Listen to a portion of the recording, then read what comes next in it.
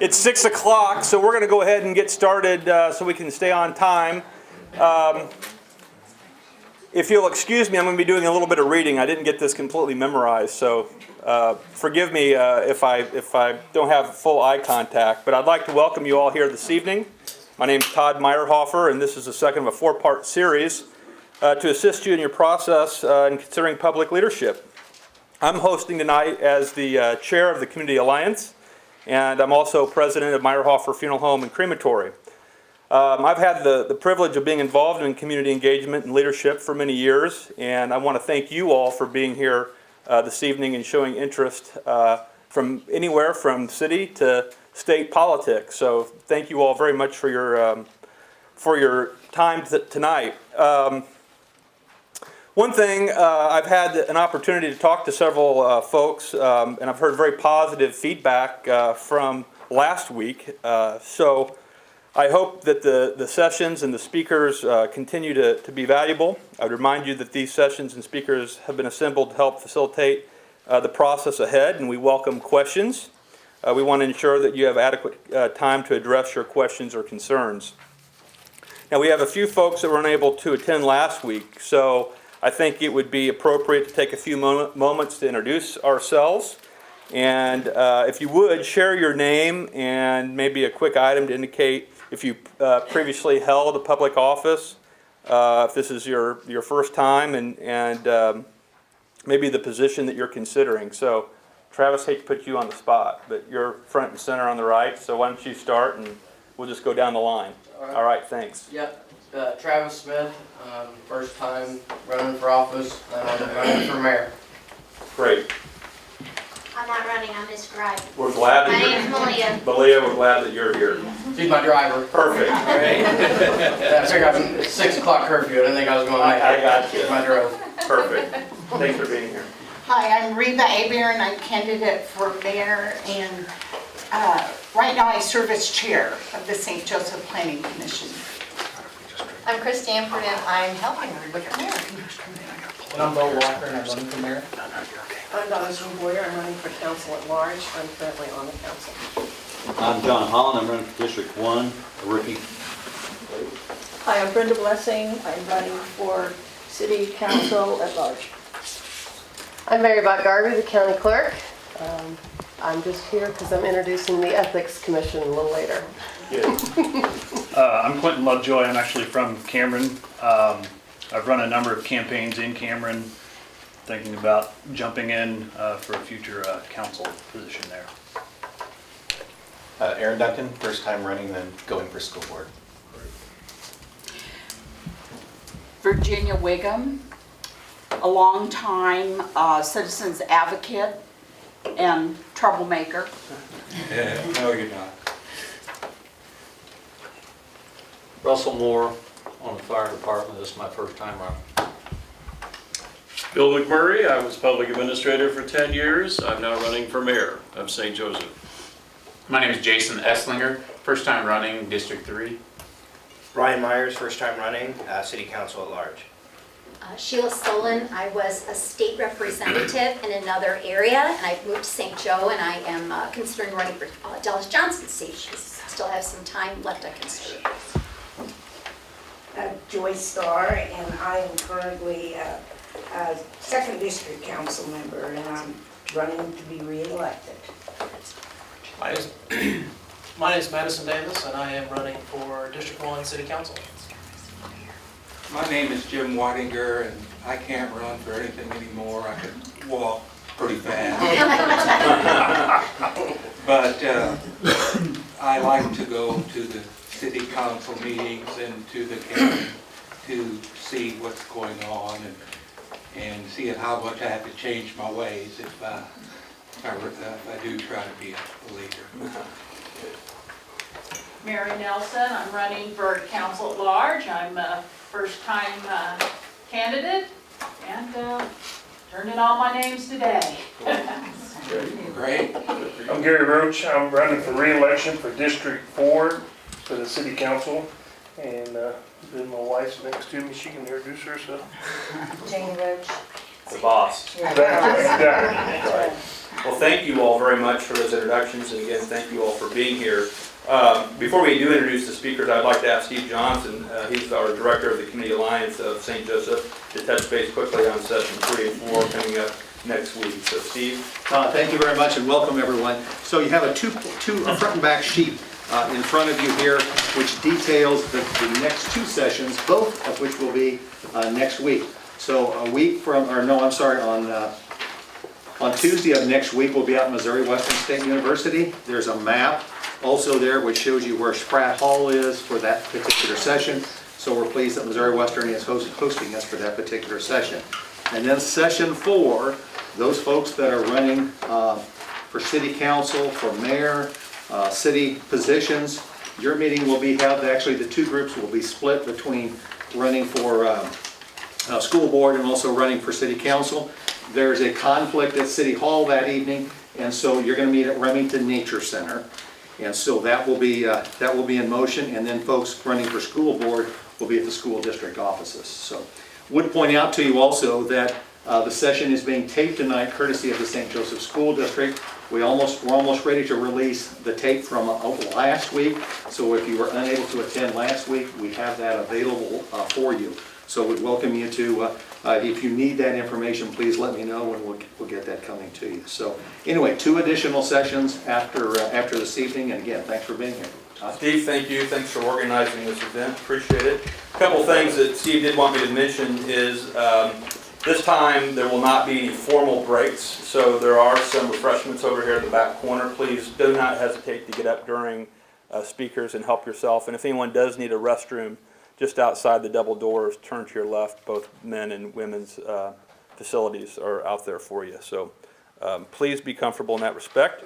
Almost every public official, one time or another, will have contact with the media. It may be TV, radio, or the print media, or most likely all of the above. Our first speaker is an icon in St. Joseph.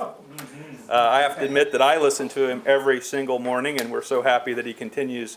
Even though he's partially retired, he still gets up every morning and keeps us all up to date. So Barry Burr is the distinguished hotline host and is a former news director of 680 KFEQ, and for 35 years, Barry, I didn't realize that, he's covered most every possible news event in St. Joseph, Buchanan County, and Northwest Missouri. He's polished at his on-air interviewing skills and has handled political debates and forums countless times. Please help me welcome Barry Burr.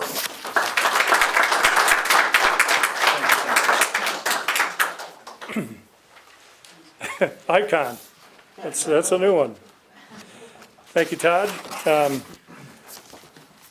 want to start by thanking all of you for running for public office.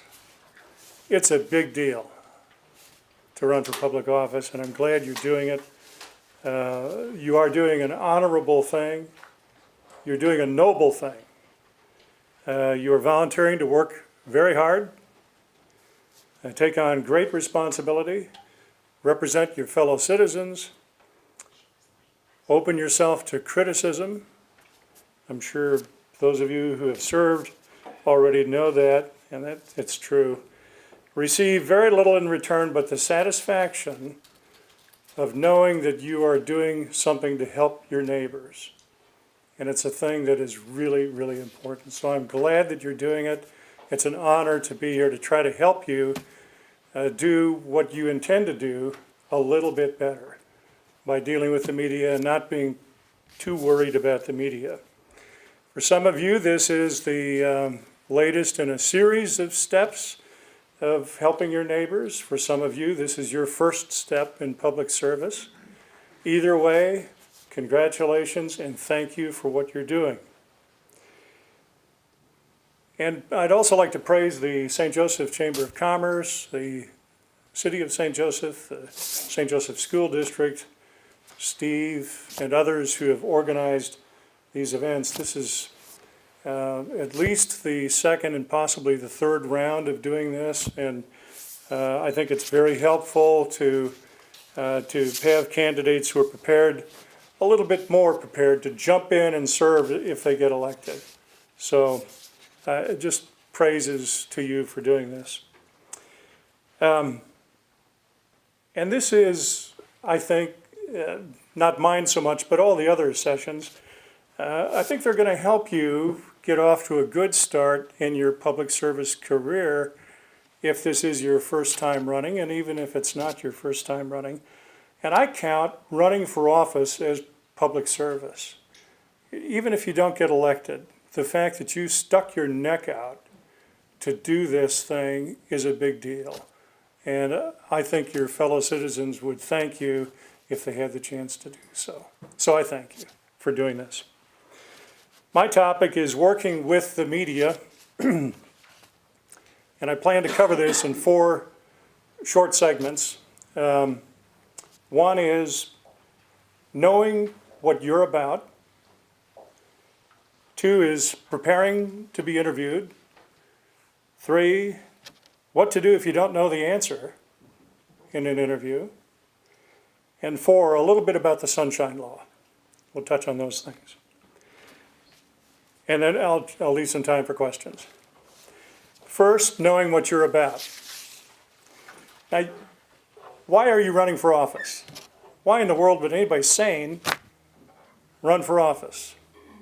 Well, you know why you're running for office. You're running because you want to serve. But you have to be able to explain that to a stranger, a child even, or a reporter, sort of similar to a child. You've got to be able to do these things. So in order to do this, in order to know why you're running, you've got to think about it in advance.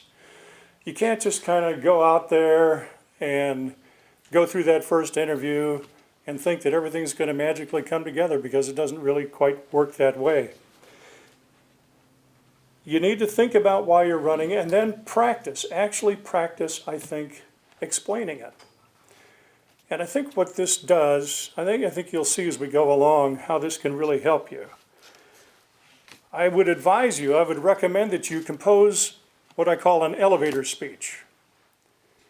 Actually sit down and compose an elevator speech. This is a speech that you can give in a minute or 30 seconds that is about the length of time that you would have on an elevator, that would tell people who you are, what you're running for, and why you're running. A real short speech. I think this will help you in 2 ways. One is it gives you something to say when you meet up with somebody and somebody wants to know a little bit about you and why you're running. You will have thought it through, and you'll have something to say, and that'll get you started. The other thing is that actually preparing this, sitting down, thinking about it, and writing it, will make you think about what you're doing and what's important to you. And as you think it through, you'll start to, I think, get a little bit better handle on what you're doing. You know what you're doing, you know why you're doing it, but you have to be able to explain it to other people. And if you can't, all the knowledge in the world isn't going to do you any good if you don't get elected. I mean, it's good to have, but you're running for office. You would like to get elected so you can be of service to people. So I recommend composing an elevator speech. It's about as long as a speech as you'll have if you knock on somebody's door and they answer the door and you have to introduce yourself. You've got about 30 seconds, 60 seconds, maybe at the max, maybe less if the dog comes to the door, to make your case. And what you're after here in your elevator speech is to get across your name, what you're running for, and 2 or 3 reasons why you're running. You need to keep the reasons short and sweet for this speech. This is not the time for a long speech. This is where you boil each reason down to 1 sentence, 1 quick sentence. If the person that you're talking with wants to hear more, that person will ask. Here's what an elevator speech should maybe sound like. Hi, I'm Barry Burr. I'm running for St. Joseph City Council at small. I'm running because I think St. Joseph is a great place to live, and I would like to help make it a better place to live. I want more opportunities for our children to find work. I want safer neighborhoods, and I want taxes as low as possible. Okay, there's 3 reasons right there. All quick, short, and sweet. Maybe things you might remember about me, And if they're important to me, then you'll catch that a little bit, hopefully. And what it also might do, this little elevator speech, might prompt somebody to say, you know, I care about my kids finding work. I worry about that. I'd like my kids to be able to find a job here. I'm afraid they're going to have to go to Kansas City or St. Louis or San Bernardino or someplace. I would like to have opportunities for my kids here. What can we do about that? That gives you the chance then to come back and show that you have studied this thing and you know what you're talking about. You've studied it through, you've thought it through, and you've got some ideas. And they asked you for your ideas. So be ready, be prepared. The Boy Scout motto, be prepared, be prepared.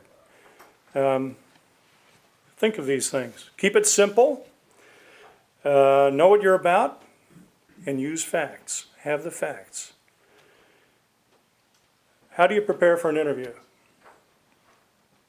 Here's where having the elevator speech gives you a leg up. You already got started on that process. The elevator speech has made you think about what's important to you. You've thought through 2 or 3 issues a little bit. Now it's time to expand on that. Before your interview, expand on your research a little bit. Think a little bit more about those issues, a little bit more depth on those issues, and maybe 3 or 4 other issues that are important to the community, but you know, even if they're not on your top list, other things that you might be asked about. Think about them. Think about them, do some study. If your issue is streets, if that's one of your issues, talk to people who know about the streets. Talk to the Public Works Director if you can get to see the Public Works Director or the Director of the Streets Department. Talk about these people. Talk to Bruce Woody if you get a chance. He's not all that hard to talk with, and he's full of information, and it's good information. So talk to people who can help you understand what you need to know. There's just no substitute for doing homework and preparing and getting yourself together. Now here's where I'm going to ask you again to write out your thoughts. Think about what you think you might be asked about the issues that are important to you and other issues that might possibly be asked. Write out your answers to these questions. Think about the questions and write out your answers. Now, why am I saying write out your answers? I am not saying write out your answers because you should take these answers to the interview and then try to look them up when somebody asks you a question and then read the answers. Don't do that. Leave your answers at home.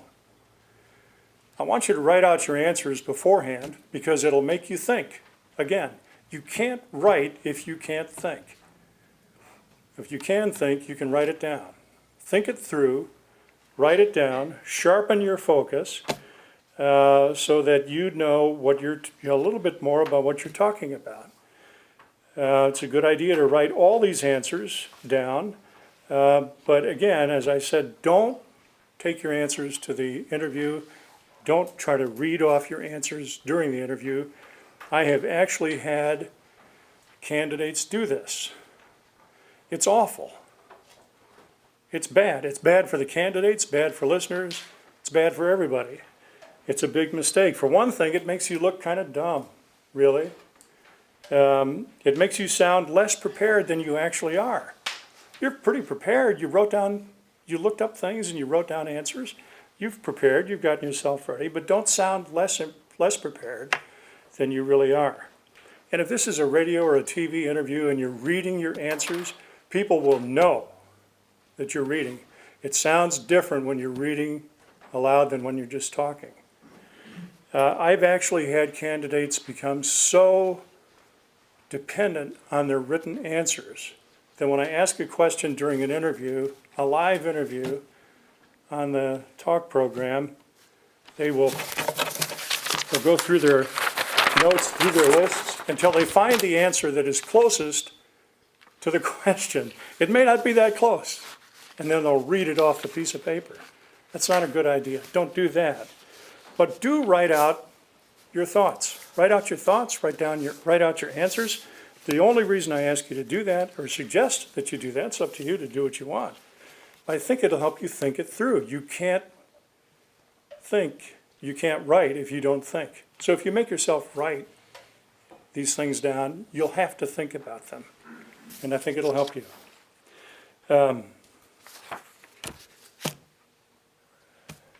Writing also helps you sort out your thoughts.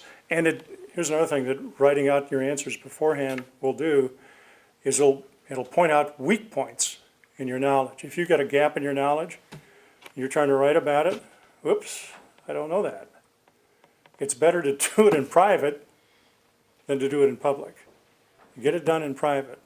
Make that first mistake in private, fix it before you go public. The writer Kurt Vonnegut said, if you can't write clearly, you probably don't think nearly as well as you think you do. So write it out to make yourself think it through.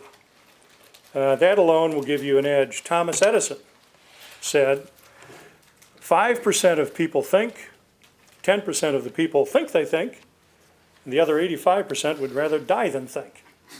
So it's just a little bit better to be in the thinking camp, I think, and it'll give you a leg up.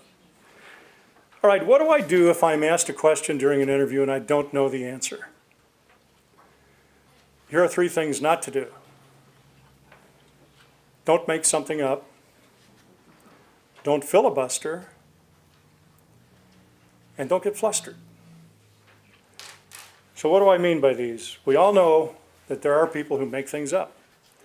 There are some people who lie even when they don't have to. People catch on to all of that pretty fast, and they don't have much of a public career after that discovery happens.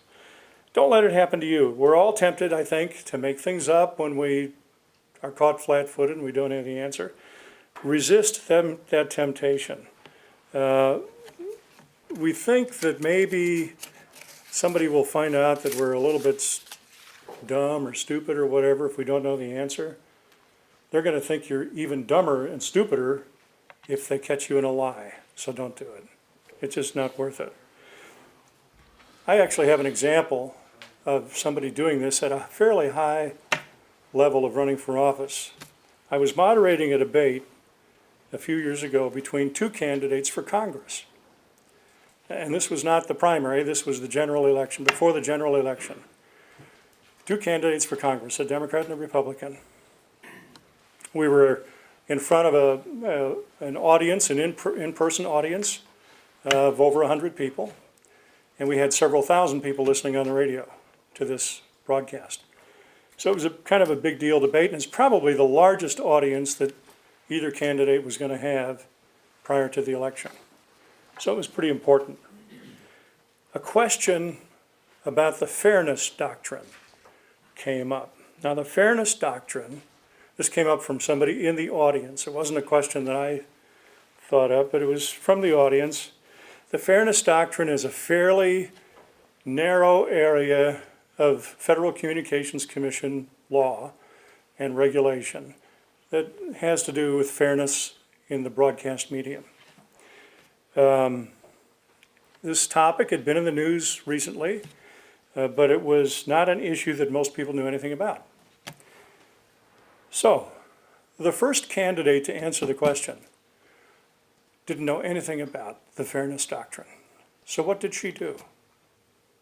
She tried to bluff her way through it. She tried to pretend that she knew. She just sort of rambled on, and she wasn't in it for more than a minute before you could sense from the audience that everybody knew she was making it up. It just felt that bad. It just was painfully obvious to everybody that she was making it up. She was trying to bluff. Even the people who didn't know what the fairness doctrine was, which was 95% of the people in the audience, they didn't know. But they could tell she didn't know. And that was not good. It didn't help her at all. It hurt her. I think it hurt her kind of badly. The lesson is, if you don't know, admit it. Don't make stuff up. Also, don't filibuster. And what does that mean?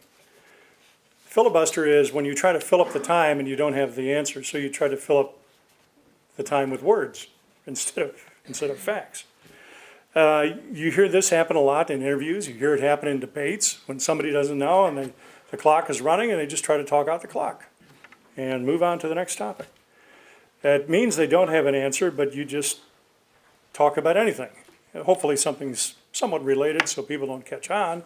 But even if it's not related, you just talk anyway and carry on and, oh well. But then the clock runs out, you hope, and the questioner maybe forgot the question. Don't do this.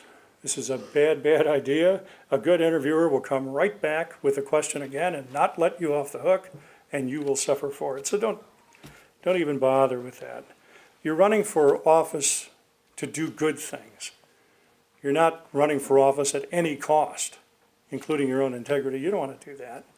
You want to, if you don't know the answer, here's what to do. If you don't know the answer, say you don't know the answer. You would not be the first person who didn't know the answer. In fact, only one person who ever walked this earth had all the answers. And you're not him. And I'm not either. And never will be. So, if you don't know the answer, admit it. If you're in an interview with a reporter, admit that you don't know the answer and say that you will study it and get an answer back to the reporter. Do it. Go back home, go wherever you need to go, look it up, get your answer, put it together, and let the reporter know what your answer was. That's the way to do it. And if you're out campaigning and this happens, and somebody asks you a question you don't know what the answer is, again, admit that you don't know the answer, and then ask the person who asked you the question, well, what do you think about that? And let that person explain it to you. You might learn something. That would be a good thing. So just let it go, you know? And the other one is, the other thing you shouldn't do is to get flustered. Just don't worry about what just happened, this thing. You don't get mad at yourself, get mad at the interviewer or anything like that. As I said, we don't know the answers to, there are more things we don't know than we will ever know. And the older you get, the more you realize what you did know, you already forgot it. So, I mean, it's not that important. I'd like to spend just a couple of minutes on the Sunshine Law. The Missouri Sunshine Law is the embodiment of Missouri's commitment to openness in government. It's important. Chapter 610 of the Missouri Revised Statutes is the foundation of what has become known as Missouri's Sunshine Law. We hear a lot about it. As a candidate for public office, do you have to become an expert in the Sunshine Law? No. No, on the school board and in the city council, you have attorneys at your disposal and they can help you with all the details and all that. It is a good idea, though, to have a respect for the Sunshine Law and know generally what it's there for.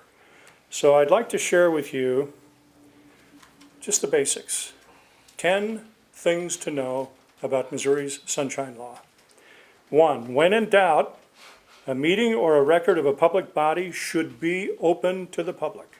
By the way, you don't have to worry about writing these down. It'll get kind of laborious for you. I will point you to a website where all of these are located. Number 2, the Sunshine Law applies to all records, regardless of what form they're kept in, and to all meetings, regardless of the manner in which the meetings are held. Number 3, the Sunshine Law allows a public body to close meetings and records to the public in some limited circumstances, but it almost never requires that a public body do that. It allows public bodies to close for certain limited reasons, but it almost never requires that a meeting be closed. Number 4, a public body generally has to give at least 24 hours public notice before holding a meeting. If the meeting is to be closed to the public, the notice must state the specific provision of the law that allows the meeting to be closed. Each public body must have a written Sunshine Law policy of its own and a custodian of records whose name is available to the public upon request. The Sunshine Law requires a custodian of records to respond to a records request as soon as possible, but no later than 3 business days after the custodian receives it. 7, the Sunshine Law deals with whether a public body's records must be open to the public, but it generally does not state what records the body must keep or for how long. Now, a body cannot, however, avoid a records request by destroying records after it receives a request for those records. Number 8, the Sunshine Law requires a public body to grant access to open records that it already has, but it does not require a public body to create new records in response to a request for information. Number 9, when responding to a request for copies of its records, the Sunshine Law limits how much that a public body can charge for copying and research costs. Those costs must be reasonable, and they are defined in the law. There are special rules and regulations and laws that govern access to law enforcement and judicial records. So those are the 10 points. Now, the 10 things I just thought you needed to hear about the Sunshine Law. What is the point of sharing this kind of thing? I don't expect you to remember all those. What I hope is that what comes through here is that the Sunshine Law is a good thing. It is meant to encourage open government. It's been my experience that the public often values the Sunshine Law or gives it more support than government does. And I'm not saying that, I think the professionals in government know what the law is there for, and they know that it's a good thing. I do think that sometimes people on boards, elected to boards, sometimes get a little, squirmy about the Sunshine Law and feel a little uncomfortable with it. That's a mistake. The Sunshine Law is there to help you. It really is, to help everybody. Secrets, I think if you look back through history, secrets often lead to speculation, and those speculations are worse than the secret. So, just to go back to the essence of these 10 points, there were 2 points I think that were really, really important. Number 1, when in doubt, a meeting or a record of a public body should be open to the public. And number 2, the Sunshine Law allows a public body to close meetings and records to the public in some limited circumstances, but it almost never requires a public body to do so. For more information about the Sunshine Law, here's where you go. Just Google Missouri Sunshine Law. Just Google Missouri Sunshine Law. The first thing that will come up at the top of the page will be the Missouri Attorney General's office, and you click on that and you'll go right to his webpage on the Sunshine Law. You'll get everything you need to know about the Sunshine Law, and probably way more than you ever would want to know, including these 10 things to know about the Sunshine Law. It's a great website. It's got lots of information on it. So that's it. That's the end of my presentation. I hope I didn't take up too much time. If you've got any questions about anything, whether Sunshine Law or anything else, I'd be happy to take your questions. Does anyone have any questions for Barry? Barry, thank you very much. You are welcome. It's probably past your bedtime. It is early morning, so we understand if you have to sneak out. Thank you very much.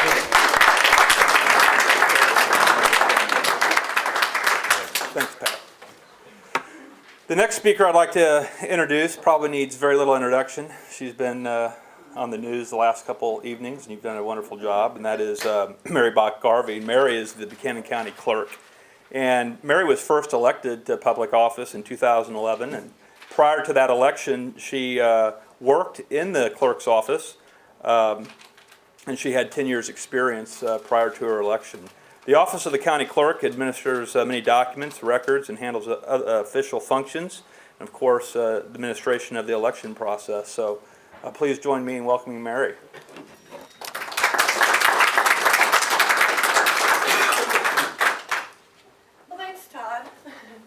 I'm still awake from last night. We had a crazy day, but we got through it just fine. And thanks everybody for voting. Whoever went out did. I'm assuming everybody in this room did.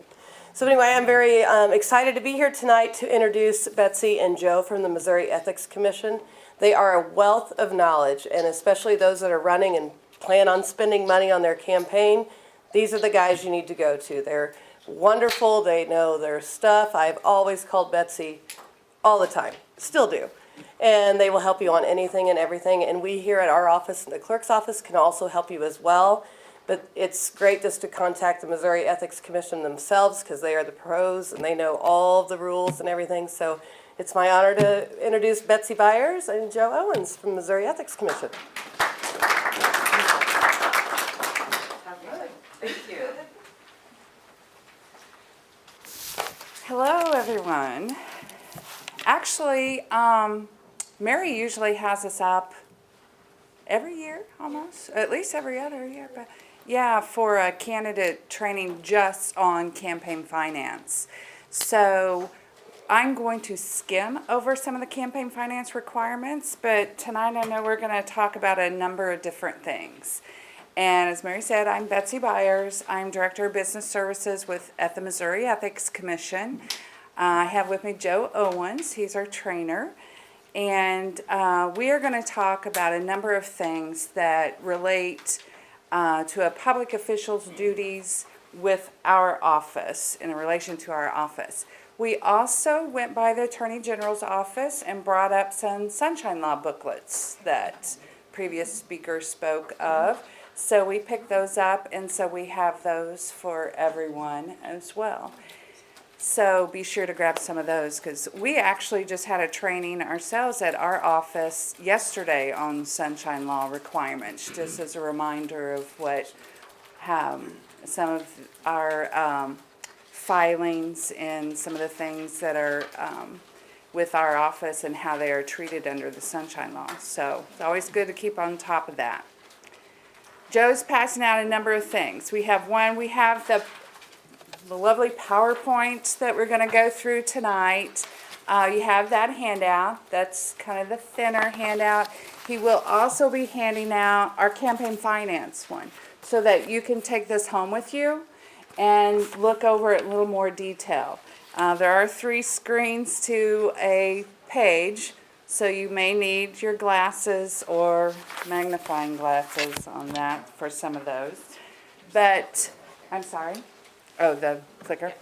But sometime next spring, if you get the opportunity to come to one of Mary's trainings that she hosts for us, you're more than welcome to be there.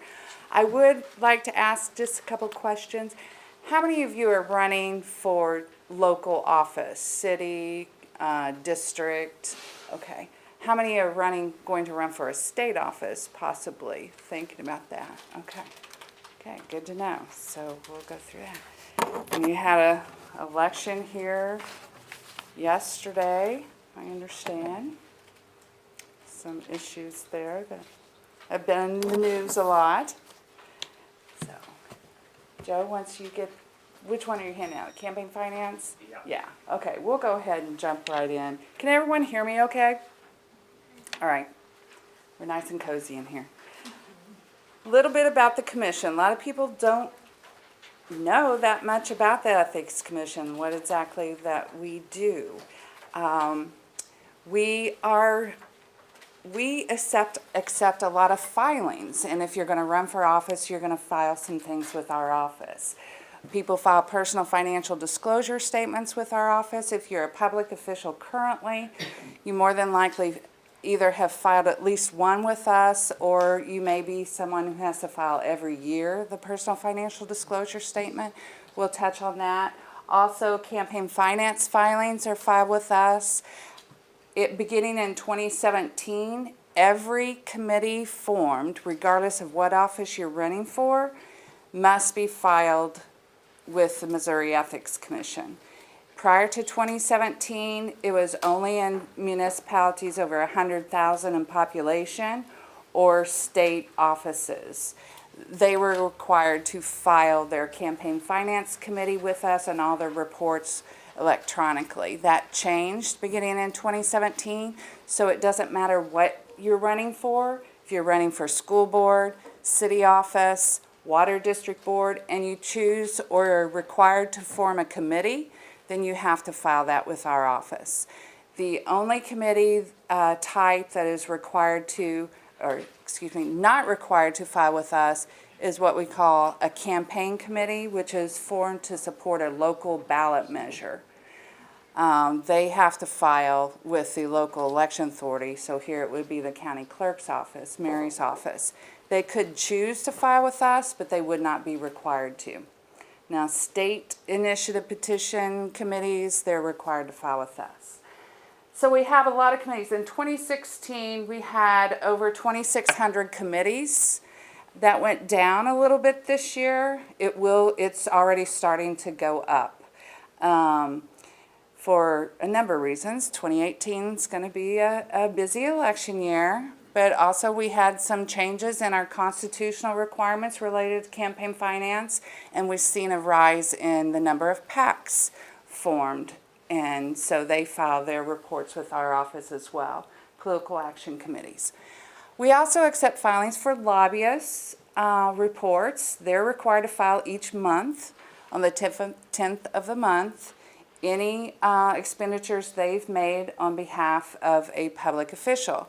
So if they took the St. Joseph City Council out to dinner, then they would report that with our office. Any municipality over 10 million in budget, they must report those expenditures to our office.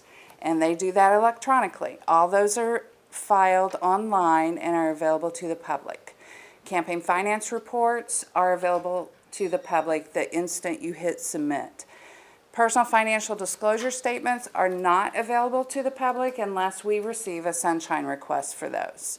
And we are required under the law to keep an accounting of everyone who makes a sunshine law request of a personal financial disclosure statement. So we get those quite a bit. We're here to serve the public interests. We assist and educate, which is what we're doing now. We create transparency and accountability by having as much information as we can on our website and available to the public. And of course, we enforce laws. I'm going to talk about each one of those. We have a 6-member commission that's appointed by the governor. We have 3 Republicans, 3 Democrats. Next March, 3 of them will end their term and they go off. It's not like some boards or commissions, which they still serve until the replacement is appointed. Once their term ends, it's over. So we will get 3 new ones here, actually next March. We will get some new appointments. Okay, so when we speak to people, we say, we're going to provide you with some information. We want you to take all this into consideration as you make your decisions, enact your policies, authorize your procedures, and then on the actions that you take. So tonight we're going to touch on advisory opinions, conflict of interest, use of public funds, complaints, personal financial disclosure, campaign finance, and we'll do a real quick wrap up. Advisory opinions. A lot of people don't realize that we issue advisory opinions, but we do. The Attorney General's office also issues advisory opinions. We issue an opinion that is received in writing. It must be received in writing. The person requesting the opinion must be directly affected by the application of the opinion. It can act as a defense in case you get sued. Once you take an action based off our opinion, you can use that as part of your defense. They are published on our website. However, under the law, we are required to redact the requester's information. So we point this out to public officials because many times we get questions all the time. We're on the phone quite a bit. People calling us and saying, can we do this? Can we do that under the law? And we can guide you to the law. But if you want an official opinion, you have to request that in writing as an advisory opinion. But they're on our website. And as you go through any questions you might have about should we do this, what kind of action we should take, if you need to look at our website, more than likely someone has asked the question before officially. We have quite a few opinions out there. They're all on our website. You can look under keyword or you can look under time frames. So Once you find the opinion that you might interest you or is on your topic, you can view it, click on it, and it'll open up for you. And you can use that, give that to your attorney or whoever you might need to give that to for review to see if it would apply to your scenario. Okay? Now we're going to jump into conflict of interest.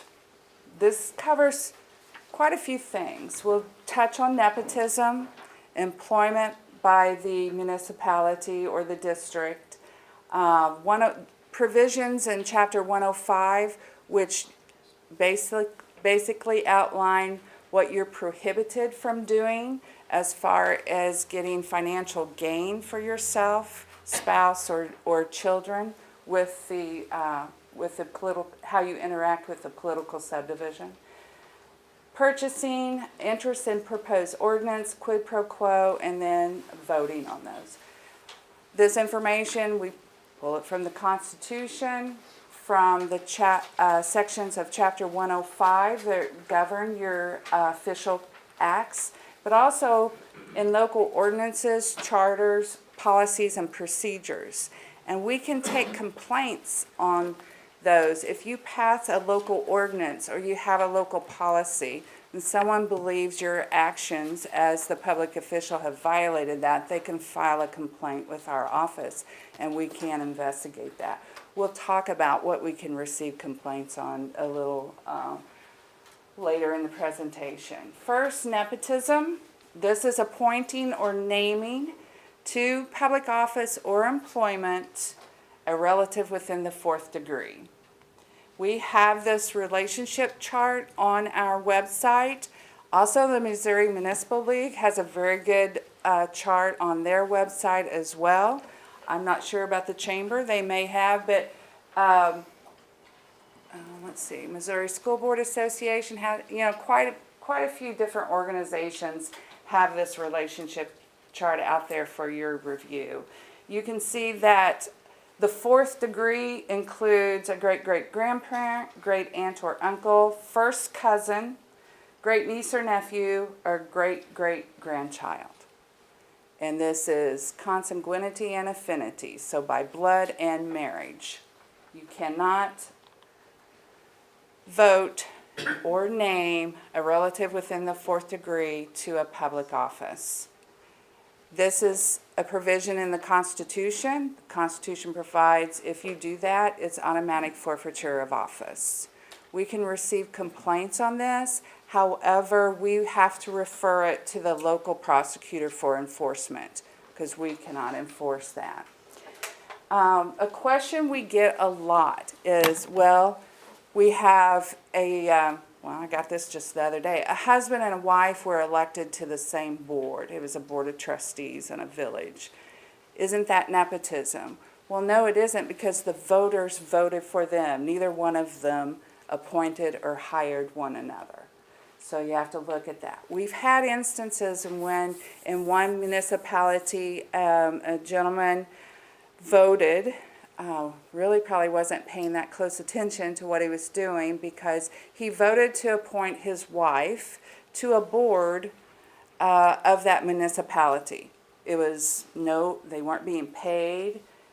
And then right after the vote, he realized what he did. And he asked for a second vote to rescind that. Well, they said, which they did, but that didn't take away the original vote. And he had to be removed from office. He actually resigned, and I believe he was elected again in the next election. But be cognizant of that. Be aware of that if you're voting, who are you related to? And then what position, because it could be a volunteer position. They're not getting paid. That is still appointing or naming them to a position with the municipality. For existing employees, do not vote to reappoint or hire a relative. And the example in this, you have someone who already works for the municipality or the district prior to you coming on board, and you have to vote on everyone's, let's say, pay raises. If you vote as everyone is treated the same, everyone's getting the same pay raise, and you're doing it as a whole, that's okay. However, if you're voting for, you're my relative, and you're saying, we want to give Sarah, a $2.25 raise per hour, and I vote on that, then I have voted to give you a financial gain. So you have to be very careful on that. All right. Kind of jumped away from the hiring and appointing, but I want to point that out as well as we go through that. Any questions on any of this? You're free to ask questions as we go along. Is that good with you? I'm good with that. Okay, in Chapter 105, there are some general provisions, and they prohibit the financial gain for the office holder themselves, their spouse, or their dependent child. They also address additional compensation for employment, services provided, or conducting business with the municipality. We tell people, recuse from voting on anything that may directly affect you or give a special monetary benefit to your family member, which is the example I just gave with you right there. So be very careful on that. So as far as employment goes, a public official cannot be employed in another capacity with the district or municipality. An example I think we have, a mayor cannot serve as a city employee. A school board member can't be a substitute teacher or a bus driver if it's employed directly with the school. So in smaller municipalities, this is an issue sometimes, but you can't do that. You cannot be an employee of the body which you have been elected to. Also, there's a provision that 1 year after you leave that public office, you cannot try to come back and influence them in a decision, okay, that would give you financial gain, your spouse or someone else financial gain. So you have to be aware of that as well. Now, there is a provision which would allow a public official to conduct business with the municipality or the district in which they serve, and it's only if there has been public notice and the service or the business transaction has been competitive bid. And the public official who submitted a bid in this scenario could only be awarded that bid if they were the lowest bidder. I know a lot of jurisdictions will put in their bidding specifications that they're going to award the bid to the lowest and best bid, because that gives them just a little bit of discretion. Because if you have someone who is the lowest bidder, but you also know that the type of service they provide is not up to the standards that you would like, then you can throw out that bid. You don't have to consider that. But when it's a public official who's actually bidding on it for their business or for them personally, then they have to be the lowest in order to be able to be awarded that bid. So it can happen anytime there's the transaction, the business transaction, if it's going to be over $500 or $5,000 during a year's time, a public official could be awarded the bid if they were the lowest. If you have an interest in any bill, measure, ordinance that comes before the council or from the governing body, then you need to file a written notice of that with the secretary of the board. Or you can also include that information on your personal financial disclosure statement, which would a copy you could give to the city clerk or the secretary of the board, and that would also comply. But you are supposed to report that you have an interest in the ordinance that's in front of the body.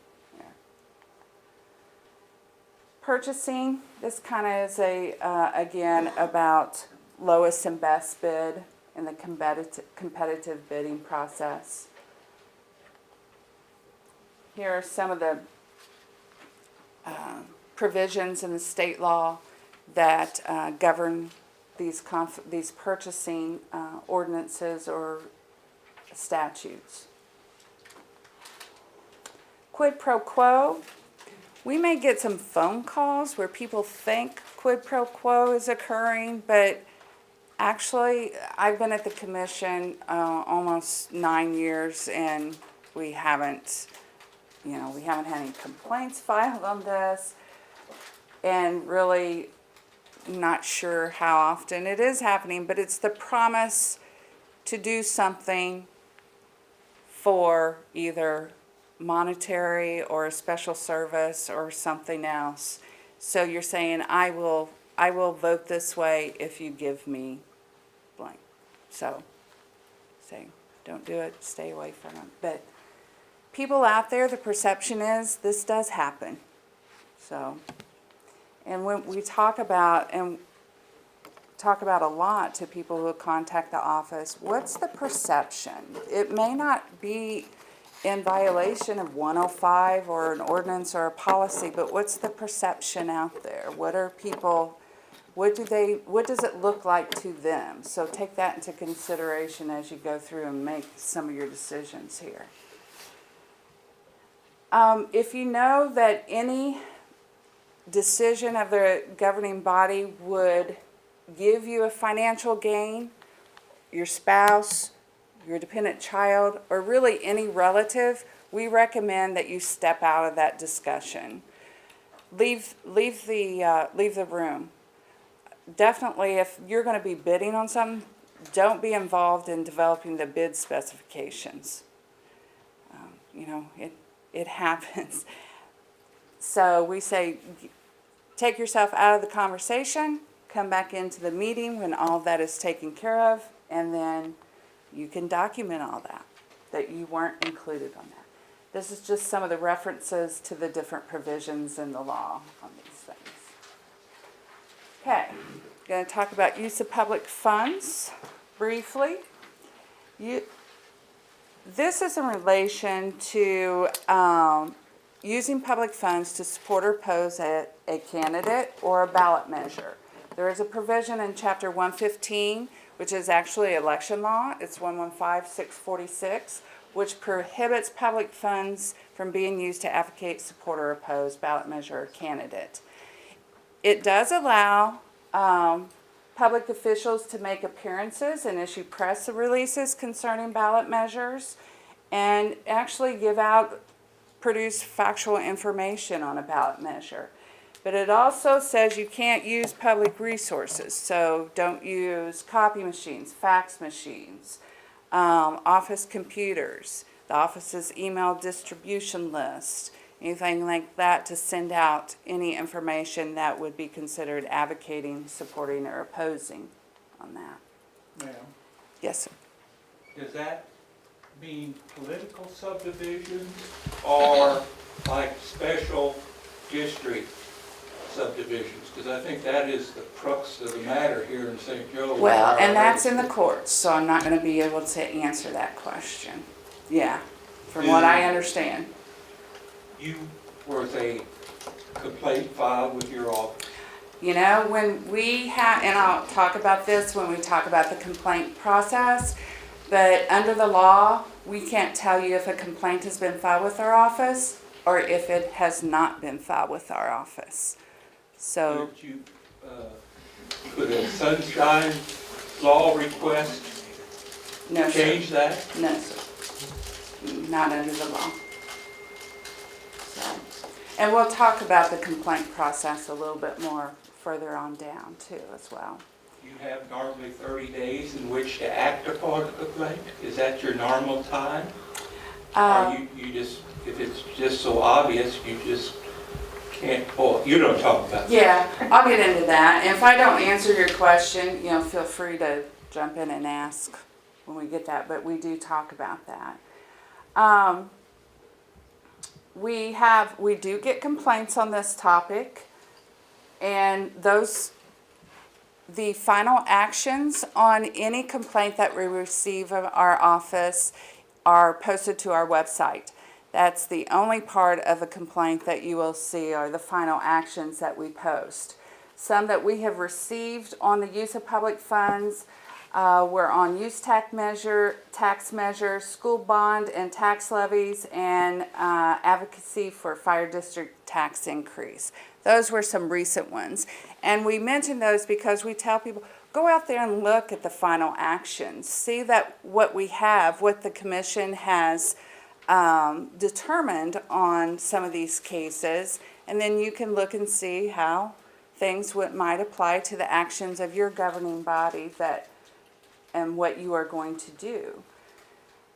How can a board avoid violating the use of public funds law? Ensure that your information that is related to a ballot measure is informational only. And we always say, consult your local attorney or your city attorney or the council.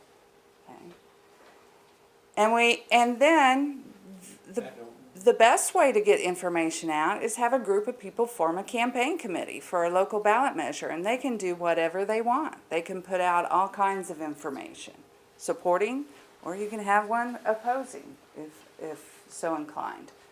So, and another thing we tell people to do, if you're going to produce informational materials, have someone read it who knows nothing about the issue. You know, just as hey, read this, see what you think. You know, be careful of the adjectives you use, you know, things like that. You know, when you read this material, what comes to mind? How does it strike you? All of it, like I said, all of these are on our website. You can look at those that we've issued, any actions in the past 30 days in a year, or you can do an advanced search and look to your heart's content as far back as, I want to say 2000 and, not sure. I want to say 2002, but this is recorded, right? I may be wrong on that statement. And we've also issued advisory opinions on this topic. Not very many. There are just a few. A couple of those were related to a personal vehicle that was the mileage in that vehicle was being reimbursed by the county, and it was being used for business every day. So, and they had a campaign sign on it. It's like, even though it's your personal vehicle, you're being reimbursed for the county and you're using it for business, county business. Yeah, don't put your sign on there while you're doing that. And then a school district may not use their postal permit to promote a bond issue. Those were specific advisory opinion requests from us, and that was what the commission issued on those. We tell people just use common sense. Don't engage in political activity for candidates, against candidates, for ballot measures, against ballot measures. While you're at work, a public body, with public funds or with public resources. And then now we're going to jump into the paid for by disclosure. This applies to you as a candidate or as a public body. If the public body puts out information, it still has to have a paid for by, even though it may be strictly informational. It's not advocating. It's not saying vote yes or vote no. It's just saying, hey, here's the facts. You as a candidate, you have to have a paid for by on all your printed materials. Now, the law was written well before the internet existed, and it has not been updated. So as far as Facebook, Twitter, if you do Snapchats, Instagram, it doesn't address that. We recommend anything that you believe could be printed off, put it on there. So, but the law does require anything printed that is relative to a ballot measure or a candidate must have the proper paid for by. This paid for by brochure is on our website, so you can look at it online. There's a link to it from our homepage. But if you're a candidate, you don't have a committee, you're gonna look right here. If you're a committee, right here, this is a corporation, business entity, which would be like a public body even. Right there, this one, an individual or a group of individuals. So we tell you, depending on your situation, what it has to say. It has to start with paid for by, and then with the appropriate disclaimer afterwards. So, as a candidate, if you paid for your printed material out of personal funds, say you made a flyer up on your computer, you printed it out at home, on your own paper, you paid for everything, then down at the bottom it's going to say paid for by Jane Doe is the candidate. Okay, your first and last name. If it says paid for by, instead of Jane Doe, it says candidate, that's not correct. Okay? The law is very specific on this.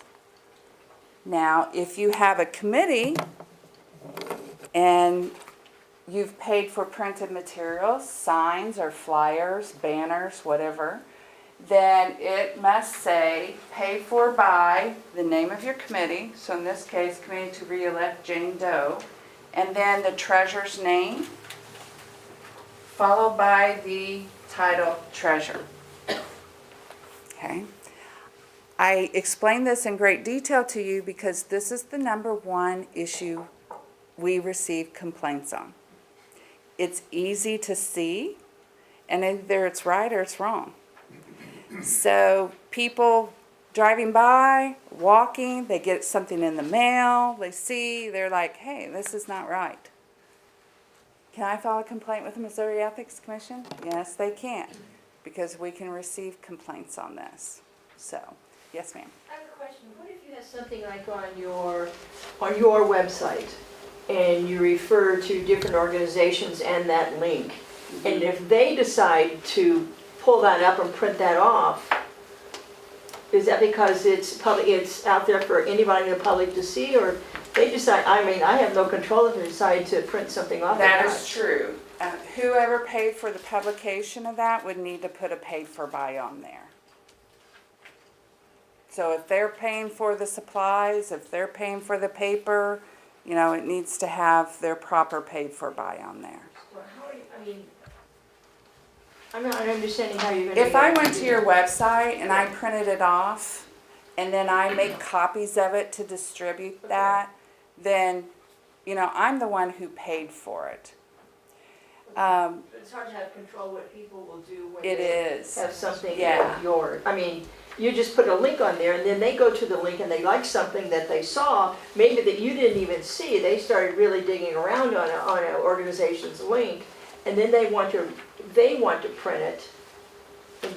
If they print something and they distribute that, Then and they've it's got to- they've got relative to to a pay for it. candidate or Okay. ballot measure, then they would need to put their paid for by on there. Okay.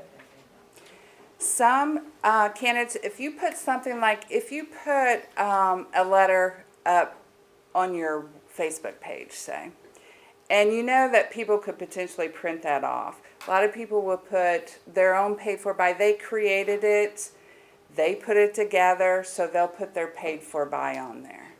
Or if they just share it. But remember, internet, it's a different story. Are there any regulations about internet, what's going on and what's happening and what you can use? No, there are not. So it's kind of willy-nilly right now. Mm-hmm. There have been proposed legislation, but it didn't get very far. It just wasn't included yet. Yes, sir. Could you put something on your website or on your Facebook or something that says not for replication or redistribution? Could that at least help you make the case that I don't want you to print it? You did what you could do. Yeah. Yeah, you could. Maybe proactively, could that help? You could do that. Yeah.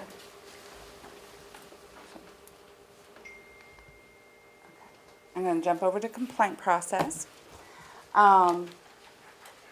We take complaints on Chapter 130 violations, which regulates campaign finance, reporting, record keeping, forming a committee, all of that information. We can take complaints on that. We take complaints on the conflict of interest provisions I touched upon, on personal financial disclosures, on lobbying, and any violation of law, ordinance, resolution dealing with the official conduct. Okay. So we get a complaint. We can start an investigation, of course, off of receipt of a complaint. We can also start an investigation upon our review of any required filings with our office. So when you file campaign finance reports with our office, we can review those. And we can look at those and see, are they doing it correctly? Does something look odd here? And we can ask you for records. We can ask you for information to explain, certain expenditures. Or we may just say, hey, you need to provide a little more information on your report about this entry, so you can correct that. But if that doesn't get corrected, you don't do as you've been asked repeatedly. We give people lots of opportunities to make the corrections, but believe it or not, sometimes people don't pay any attention to us. And then we're kind of left, well, now we have to turn it into audit. They haven't done what we've asked. They haven't made their corrections. They haven't explained, or they haven't provided the records to us for us just to verify information. So then it turns into an audit. So that is another way we can initiate an investigation. They are confidential by law. Everything about them is confidential. The only thing that is not is that final action, and that is available to the public, and we make that available on our website. Right after we have a commission hearing, usually within 24 hours or so, that we get that up there. Penalties will include fees, not fines. They're called fees in the law. Reprimands, letter of concerns, things of that nature. Any potential criminal activity, we can refer to the local prosecutor or district attorney. So once we receive a complaint, can I ask for a bottle of water, possibly, or something, please? Thank you. Once we receive a complaint, under the law, we have 5 days to notify the individual that we have received a complaint. Thank you. And that the respondent of the complaint, under the law, is required to get a copy of the complaint. Way back when, they used to have anonymous complaints, but they changed the law so that the complaints are no longer anonymous. That's been a while back. So the person who has a complaint filed against them will know who filed the complaint and what it says, because we are required to give them a copy of it. We conduct the investigation. We have 90 days to conduct the investigation. And at the end of that 90 days, we go to step 3, and we take that in front of our 6-member commission. They will determine if there are reasonable grounds to move forward with a hearing, or, as in step 4, they may vote to dismiss. They say, from your investigation, we don't see enough evidence to prove that any violation occurred, so we're going to dismiss. So once it's dismissed, that's a final action, so that goes up on our website. If it's not dismissed, they think, well, you know what? It looks like there's enough evidence here to make us believe, yeah, a violation did occur. So they vote then to refer it to our commission council, and they will prepare for a hearing. If it's something like nepotism, that's where we will refer it to the outside agency who handles that, the Attorney General's office, as in the case of nepotism. So once it goes to the commission council, we have a hearing then. They prepare for hearing. The respondent can have an attorney, be represented by attorney. They can have witnesses. It's a hearing. It's closed. It's not open to the public, and none of the information in that hearing is available to the public except the final action under the law. So, once all that is conducted, we notify the person, we can notify them to cease and desist whatever they were doing, or notify them they're required to file certain reports maybe they were missing, or to amend reports where they didn't properly report the campaign finance activity. We can refer them to appropriate disciplinary authority. We might go with a letter of concern if they don't feel like it was that egregious of a violation, that or we can take no further action. They can levy a fee of $1,000 per violation or up to twice the amount involved.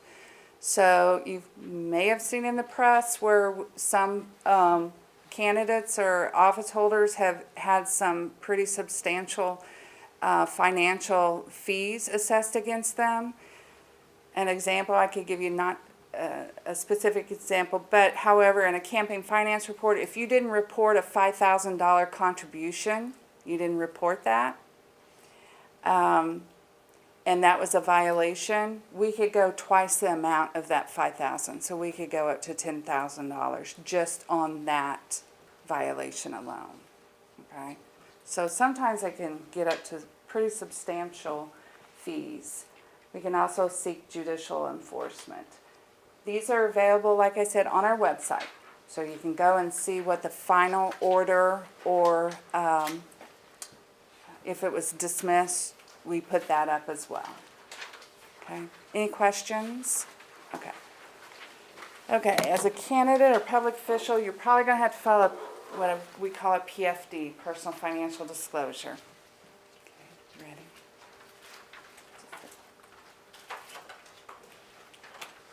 Have any of you filed one of these? Yeah, some of you have. Long form, 4-page form, or just the 2-page? 2. Lucky you all. Okay, lucky you all. Okay, the purpose of it is to provide the public with information so they can determine or see if there's a conflict of interest on any of your actions with what you report on your personal financial disclosure statement. You are not going to report dollar amounts on this thing. When people hear they have to file this, they're usually not real thrilled about that, and very often think, well, no one needs to know how much money I make. No one will know how much money you make off of the personal financial disclosure statement, because you put sources of income. You're not putting your amounts there, just your sources. So it's used to disclose potential conflicts of interest on there. Now, is everyone with the city of St. Joe here, or other municipalities? We have other municipalities represented, or district? Okay. Was that a yes, everybody? No. Okay. If the city has an annual operating budget over $1 million, which St. Joe does, of course, and they don't pass a conflict of interest ordinance or policy, which they're allowed to under the law, they have that option, then every elected official, every candidate for elected office, chief administrative officer, purchasing officer, and full-time general counsel, if you have one, and anyone who is authorized to promulgate or adopt rules or regulations must file a personal financial disclosure statement. So you have that option. St. Joe, I believe, has one. They have to file it every 2 years by September 15th. Send us a certified copy. And if you need a sample ordinance, we have them available on our website there. So this is what they've done. It sounds like, since you all said you filed a short form, that's what we call the form that you file if you have an ordinance or resolution. So at a minimum, the chief administrative officer has to file this, purchasing officer, anyone else that you designate, a candidate who has conducted business or owns a substantial interest in a business that has conducted business with the city. So you have to disclose that. So if, for example, you had a business in the city, let's say it was, you had a tire shop, and the city bought the tires for some of the city vehicles from you, then if that was over $500 in a year's time, then you would have to report that on your short form PFD. So I'm going to jump over that. Long form, short form look very similar. That's why on our website, if you want to look at the form, we actually call them long form, short form behind the name. Yes, sir. A couple slides back, it said those authorized to promulgate or adopt the rules and regulations. Does that apply to commissions, committees, like a TIF commission or anything like that? Yes. It does? Okay.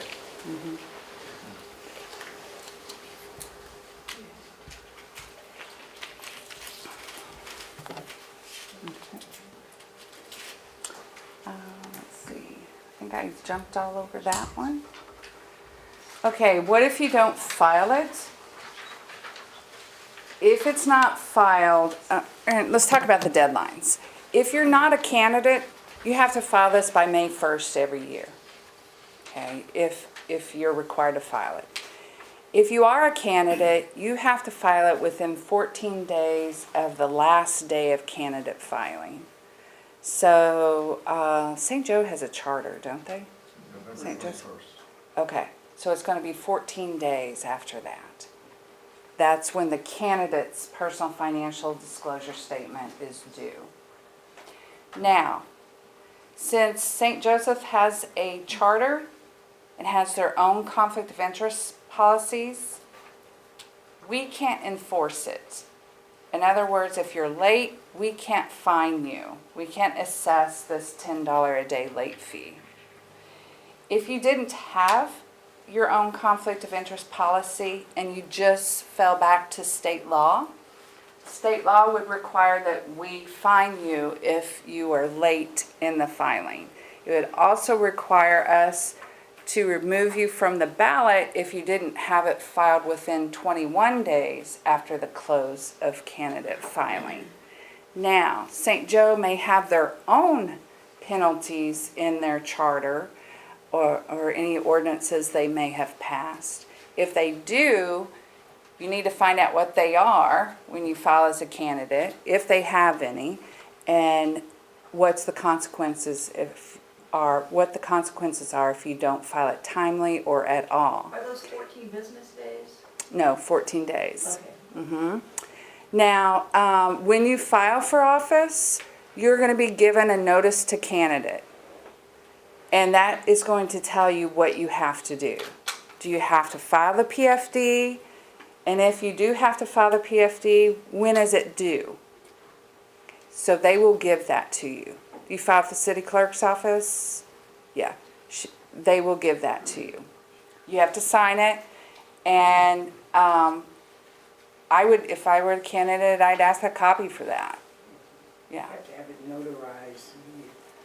Not the notice to candidate, you don't. Your declaration of candidacy will be. Notarized. Yeah. But that notice, anything I used to head up elections for the Secretary of State's office, and before that I was county clerk, so I was the local election authority as well. I recommend as a candidate, anything that you sign, you get a copy of. So, if you're not a candidate and it's May 1st, you still have a $10 a day. However, like I said, since St. Joseph's has their own policy, then we couldn't assess that on you. Now, if you have someone who's newly appointed or employed, they need to have a PFD filed within 30 days of their start date. Okay? On the personal financial disclosure statement, the information you're going to put on there, because it's going to ask if you had a business transaction with the city, but you're going to answer that for yourself, for your spouse, and any dependent children. So if any of you had a business transaction or a personal financial transaction with the city, then you would report that. You can you file those with our office. You can file them electronically, but like I said, they're not available on our website or to anyone unless we get a sunshine law request. Now, when you file your PFD online with us, since it's going to be the short form, we already have that in our system. It'll pull up the proper questions for you. Right after you submit, there's a pop-up that says, you're required to file this with your political subdivision clerk. Do you wish to print one out? You should say yes and print one out because you're required under the law to give one to the city. You file one with our office and you file one with the city. Okay, so print that out. Okay. If you don't have a printer at that time and you can go get access to a printer, then you can always log back into your electronic account with that system and push a button that says you want to view and print. Okay? So remember to do that. Isn't it also going to put in an email address? If you send it someplace, you can send it to some. It'll send confirmation. And yeah. Just the confirmation. So they know that you filed it, but it won't send them a copy of it. Okay, let's see. We're going to talk about, do y'all need just like a couple minute break or anything? Are you ready? Keep going? I'm going to take a drink of water. We're going to talk about next what you're going to do with your campaign, some of the requirements there. We're going to highlight some of those. I'm not going to go through all 50 pages of that thing, I don't think. So, how many of you are first-time candidates? Great, very good. Do you know what you're doing? Just kidding. Okay, we'll jump back in. We'll talk about Summit. We'll do a little high-level campaign finance. Okay, we'll go over some of the basics here.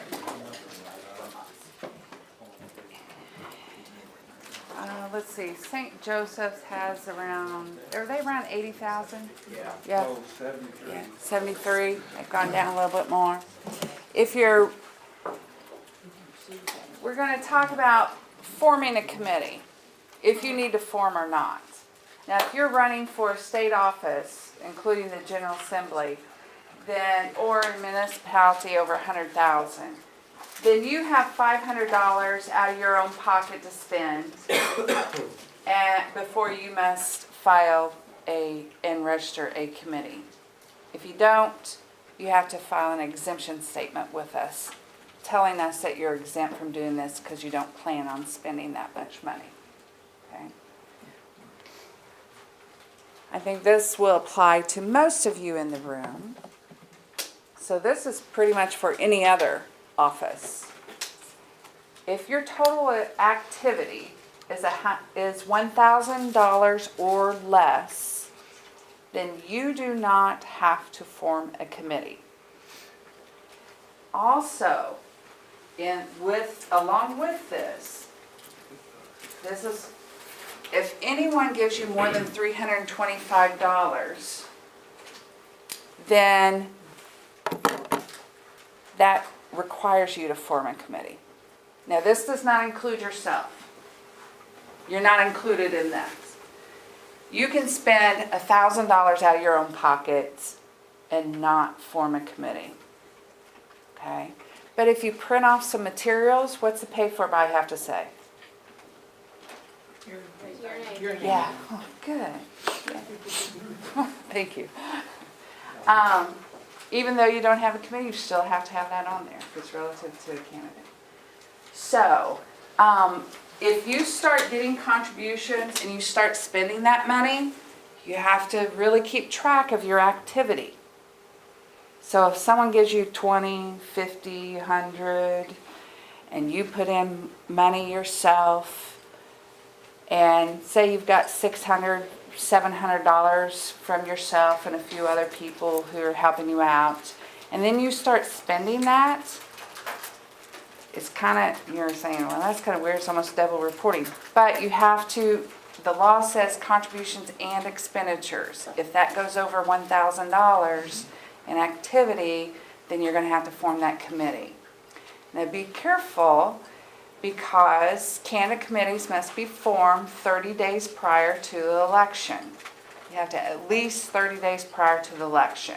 So if you're 40 days before the election and you're going, oh man, I've spent $800 and now my opponent has put these radio ads on, I've got to step it up, then you're getting real close to that deadline. What we would tell you is, if you were called my office and say, what do I do now? It's under 30 days and I need to form a committee. Go ahead and get it formed, get it registered, so you can start reporting. Because remember, transparency is one of the things that we advocate for. All right? So people will be able to know what you've spent, what you've brought in. Okay? Yes, sir. What about a PAC spending on behalf of a candidate? Okay, that's a little different, and we're going to talk about that in a minute. That kind of, with the new requirements under Constitutional Amendment number 2 that passed last November, we have some new issues that I want to pull together with that. Don't forget that question though. So, once you go over those thresholds, you have to register a committee, get it formed and registered. And regardless if you're over or under, if you don't form a committee or not, you still have to keep records. You have to keep your receipts, what you spent, all of that. Okay? So you exceeded the thresholds, you form a committee, you get it registered by filing a statement of committee organization with our office, and you file reports. Talked about candidates 30 days, debt service. After the election is over and you have more debt than money on hand, you can amend it to a debt service committee, and you can take contributions, but only to pay off that debt. You can't do anything else with the money. Exploratories, I don't know if you're interested in exploratory. We have very few. In 2016, though, we had more than we ever had. I think we had like 3 or 4. But they're taking contributions to explore whether or not they want to run, because they want to do some polling. They want to do, door-to-door questionnaires and stuff. But they have to be terminated by December 31st, the year before the election they're running in. So in 2018, you only have 6 weeks now to have this exploratory committee. Most people just forget that and go straight to a candidate committee. PAC is 60 days. It must be formed 60 days prior to the election, which they're going to participate in a political party committee. There's no requirement there on registering. Your statement of committee organization, this is available on our website. You can actually print out the paper PDF form, or you can fill it out online. When you use the online method, you're assured that everything is submitted, because we won't let you move forward until you get it right on the online method. Regardless of which way you complete the statement of committee organization, you have to print it out and sign it. Okay, it's the only thing that we have to have an original signature on. Everything else after that is done electronically. Okay? And if you change something with your committee, you change the phone number, you change your email address, you change your treasurer, you change your election you're running in, you have to amend, mark it amended, and just submit to us name of your committee and the information that you're changing. We don't need the whole form completed again, and only what you've changed, along with your committee name or ID. There it is. This, real quick, you're going to mark it new, amended. You're not going to have an MEC ID number if you've never registered with us before. We need your committee name. The candidate's last name must be in the name of the committee. And your bank account name and your committee name must match. Okay, they have to be the exact same. The address of the committee, you may have a P.O. box, or you may be using your home mailing address. Your email address, your treasurer must live in your district or in the county in which your district is formed. So that's pretty easy when you're in the city. It's not be Buchanan. Treasurer's address, contact information. Here's your bank account. You're going to give us name and address of the bank, the account name, but remember that's going to match. Remember that matches your committee name, and then the account numbers. This is available for people to view on our website. However, this account information under the law is redacted. Okay. This section right here, it's section 6, people tend to forget to fill that out because they think, well, my committee says committee to elect Betsy Byers. Surely they know it's Betsy Byers. But we don't know, is this mailing address the candidate's mailing address? Because you're supposed to provide the candidate's name, the mailing address, telephone numbers, what election you're running in, what office you're seeking, and of course you're going to support. If you have a political party, if that's applicable, then you put that. A lot of municipal elections anymore don't. And then you have to sign it, and your treasurer has to sign it. Okay? Original signatures. All right? You're going to file it with us.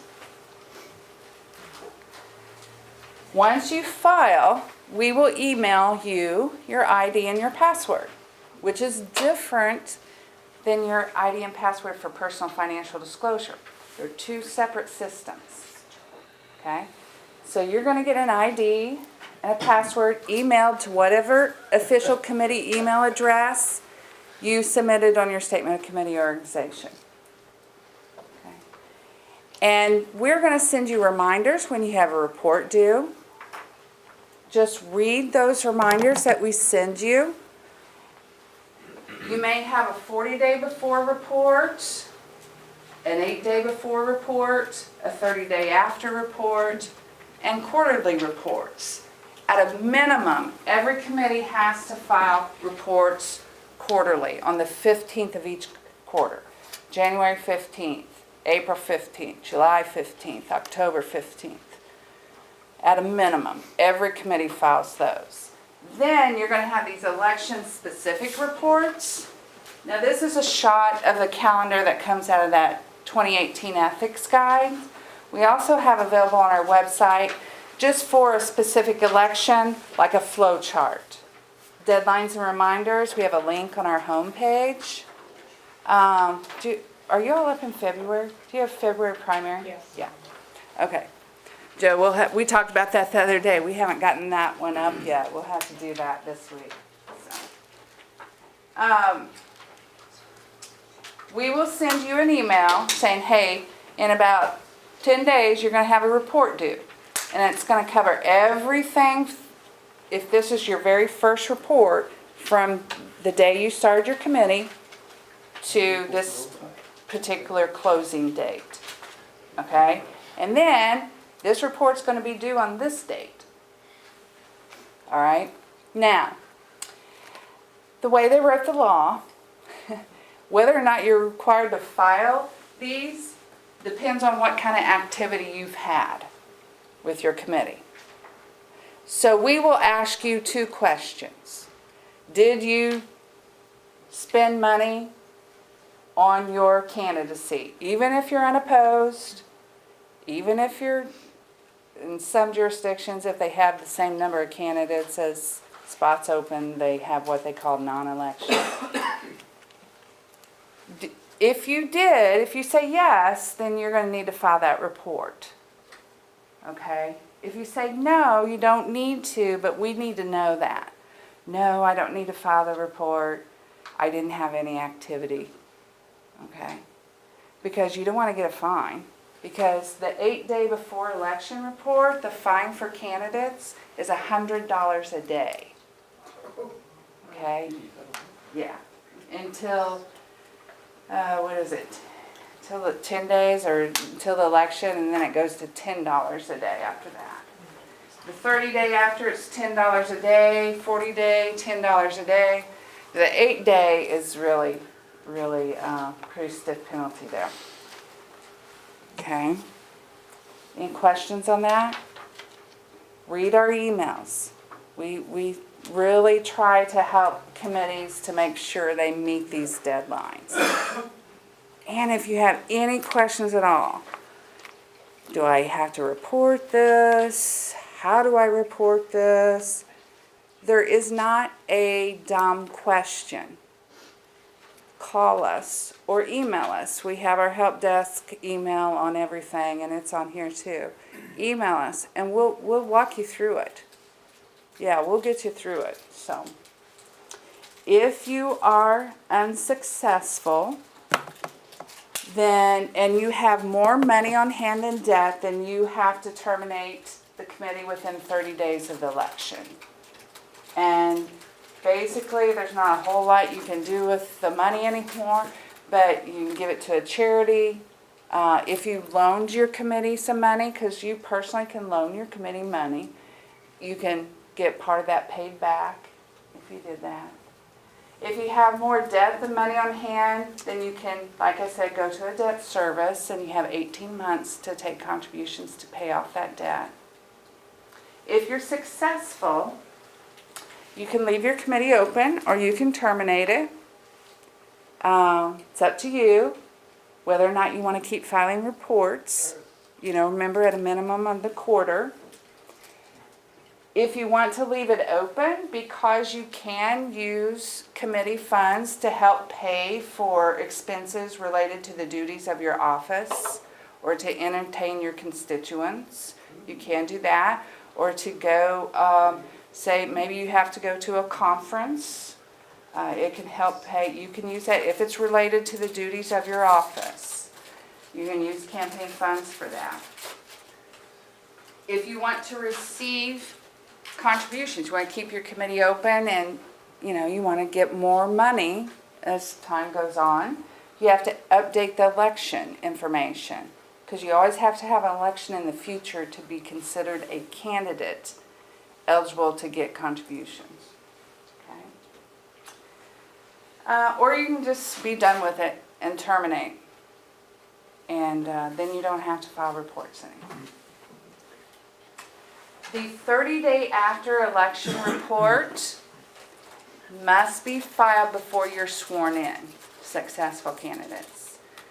Sometimes you're sworn in before those 30 days are up.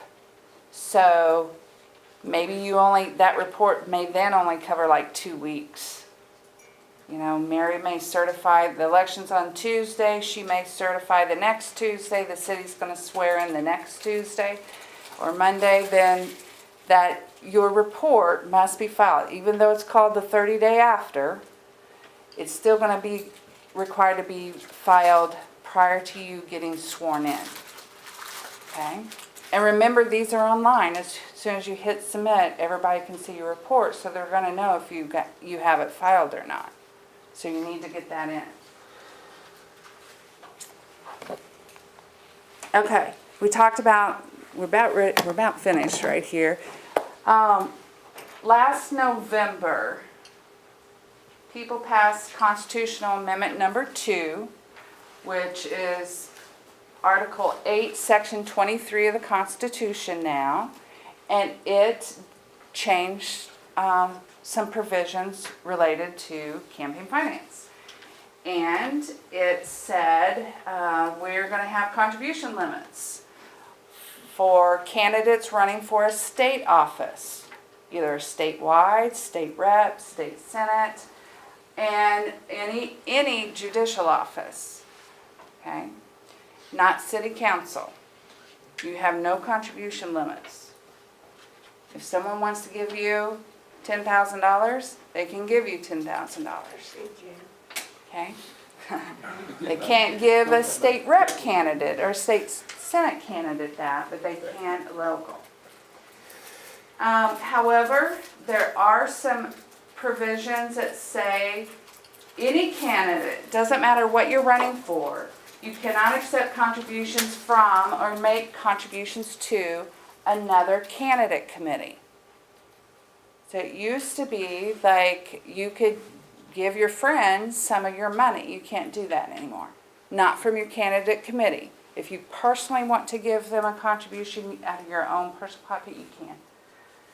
Also, corporations or labor organizations are prohibited from making contributions, monetary or in kind, to political parties, candidate, exploratory, and political party opinions, political party committees. And we've issued several opinions on this. We actually, this is our website. We've actually issued, Joe, how many have we issued now? 17 or so? Something like that. Opinions. We've received a lot of opinion requests on this new constitutional amendment. It's created a lot of interest.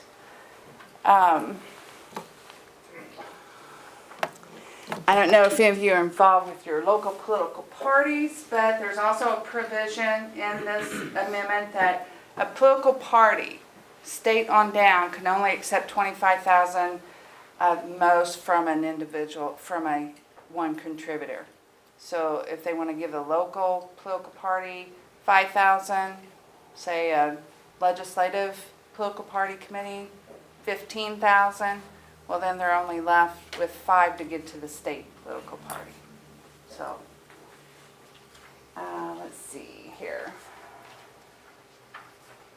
Okay.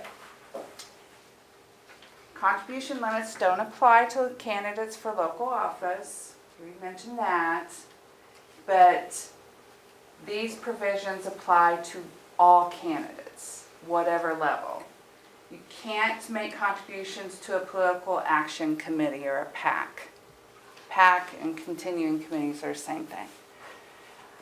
So candidate committees cannot do that. However, you can receive contributions from a PAC. Okay? What about a labor union PAC? If it's a PAC. Candidate committees can make contributions to political party committees, and they can receive contributions from political party committees. We are still getting opinion requests on this amendment, so check back.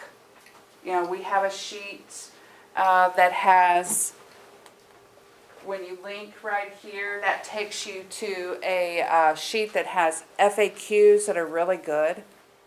And also all of our opinions, links to the different opinions. Because there is one I want to point out. Let's see. Remember, you can't receive from corporations. Corporations are prohibited to give. However, there are certain LLCs that can. And we have an opinion on that. We've really taken the language from the feds, from the FEC, and we've used that same language. So it depends on how the LLC filed with the IRS. How did they file? As a corporation, as an individual partnership? So depending on that, we'll determine whether or not they're allowed to give under here. Look at that LLC opinion. Make sure you're clear on that. And so there are a few takeaways on here. Remember that proper paid for by. It seems like a long time ago that we were talking about nepotism, 4th degree, doesn't it? Yeah. When you are making your decisions, remember public perception, ethics laws, and your own personal ethics and judgment as you make those decisions. Call us if you ever need anything. Go to our website. We have a lot of resources on our website. And you can email us if you have a question to our help desk, and someone will get back with you on that. So there you go. How about that? Any questions for Betsy and Joe? Jean. So because you live in St. Joseph, below 100,000 population. Correct. So if a candidate doesn't spend more than doesn't have $1,000 activity. No single contributor contributes more than $325. They don't file anything. You do not. No statement at all. No. Or report. You must keep your records. Correct, correct. But you don't have to file, register and file. Yeah. Oh, if you do, one thing, some candidates have a little difficulty with when going to the bank will say, you need an EIN number for your committee. And if we can't help you with that, however, we get that question so much, we know you can go to irs.gov and you can get an EIN number online. And as you go through their questions, because they have quite a few questions, we've gone as far as we can go without actually getting one. It's going to ask what type of organization. You want to put a political organization. You want to select that as your answer, a political organization. And then you get an EIN number in just a few minutes. Yes, sir. So a lot of these contribution limits and prohibitions talk about candidate committees. Correct. So if Betsy and Todd are running for city council and Dr. Blessing's PAC wants to put up a sign for both of you, does Dr. Blessing have to, does that PAC have to disclose that? Do both of you have to disclose that? Yeah, that's a good question. Thank you. The PAC will have to disclose it. The PAC will report, at the appropriate report, that they had this expenditure. Now, if they have, excuse me, if they have worked with the candidate on that, the candidate has given their consent, either verbally or implied consent, the candidate has knowledge of it, or they coordinated with them, then the candidate has to consider that a contribution. Okay, it may be an in-kind contribution because they're doing something for you. Maybe they put ads out, or they've created flyers or signs. Now remember, and that's fine. However, how much can one contributor give you without requiring you $325?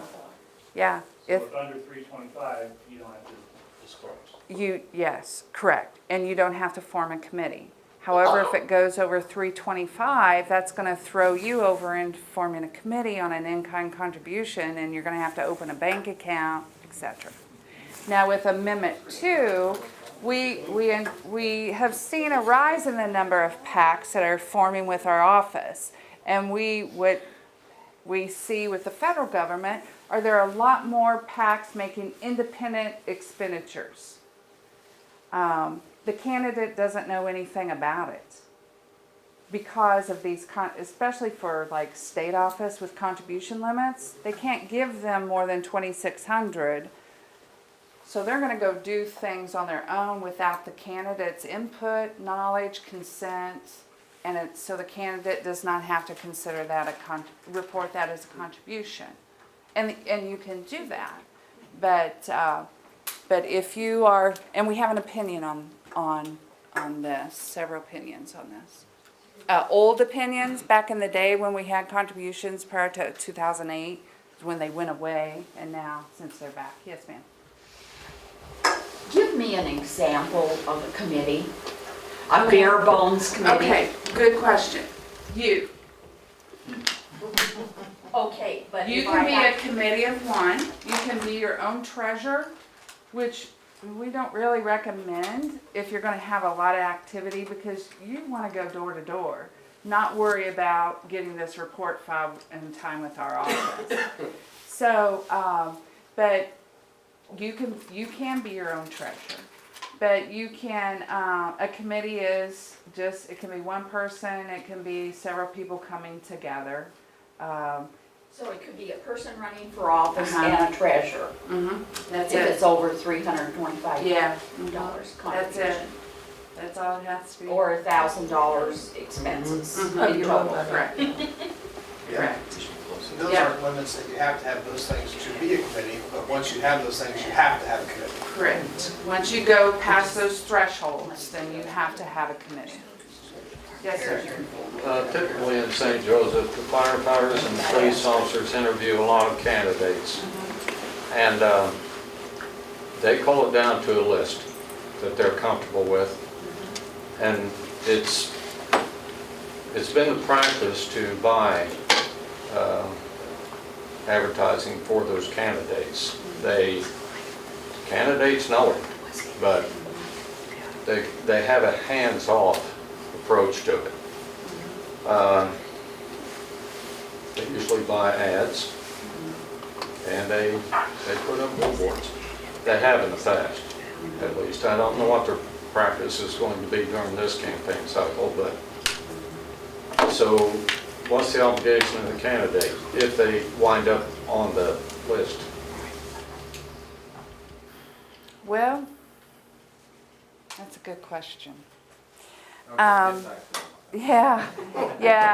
You know, I'd probably want to look at that the opinion. It's not the most recent one. It's one that the commission did several years ago about that consent coordination, knowledge. They talk about knowledge in there, and I would want to look at that and see how they laid that out specifically with the example. So I really can't give you a cut and dried answer right now.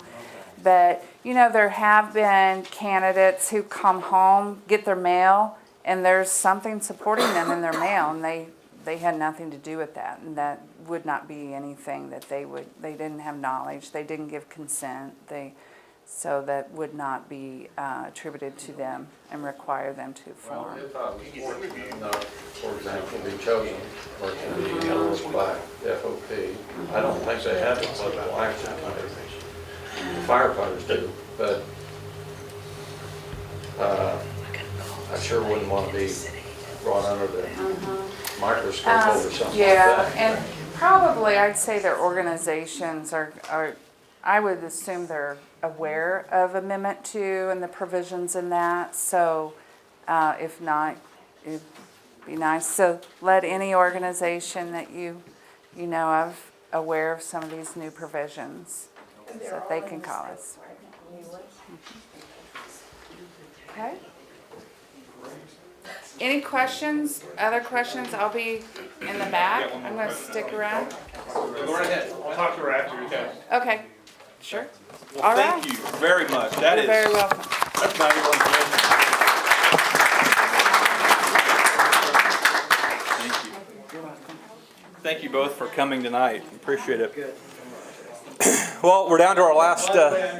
These folks are road warriors. They are heading back. Oh Lord. Well, safe travels.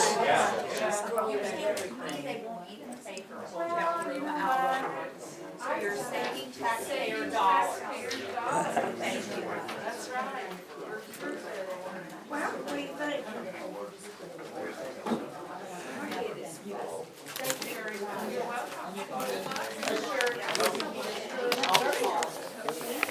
All right, we're down to our last speaker, and Barry touched on this for just a minute, and that was the Missouri Sunshine Law. And as a public candidate considering office, as we now understand, this is very important, and we're going to learn a little bit of how this affects each of you and your organizations. So our final speaker is Brian Carter. Brian is the city attorney for the city of St. Joseph. In that role, he leads the legal department and services as legal advisor to the city council, city boards and commissions, and city staff members. Brian has served as a city attorney since 2015, and prior to that, he served as an assistant city attorney and deputy city attorney for 4 years. So, Brian, we welcome you. Thank you very much.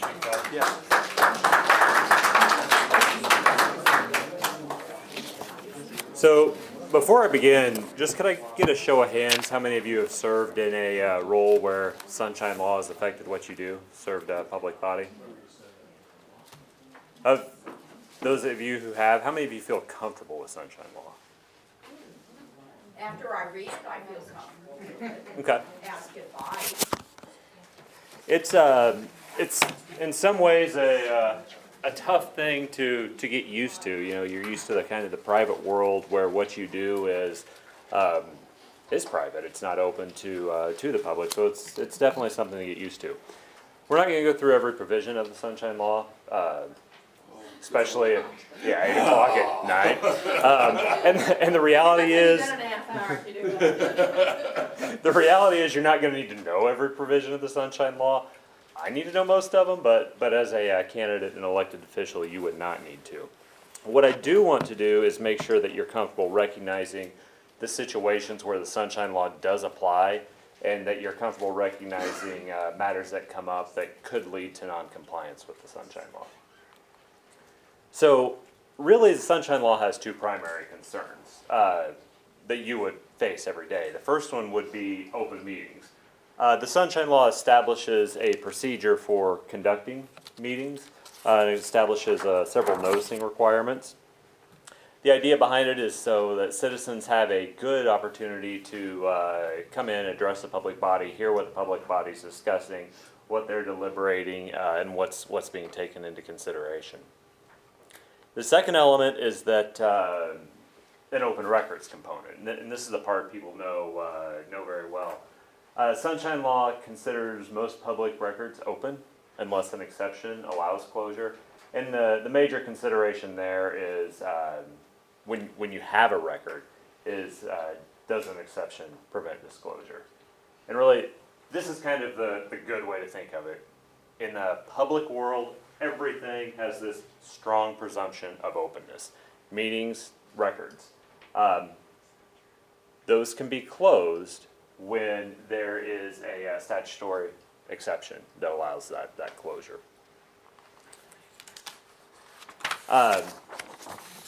Section 610.011.1 specifically actually addresses what I said a bit ago, that presumption.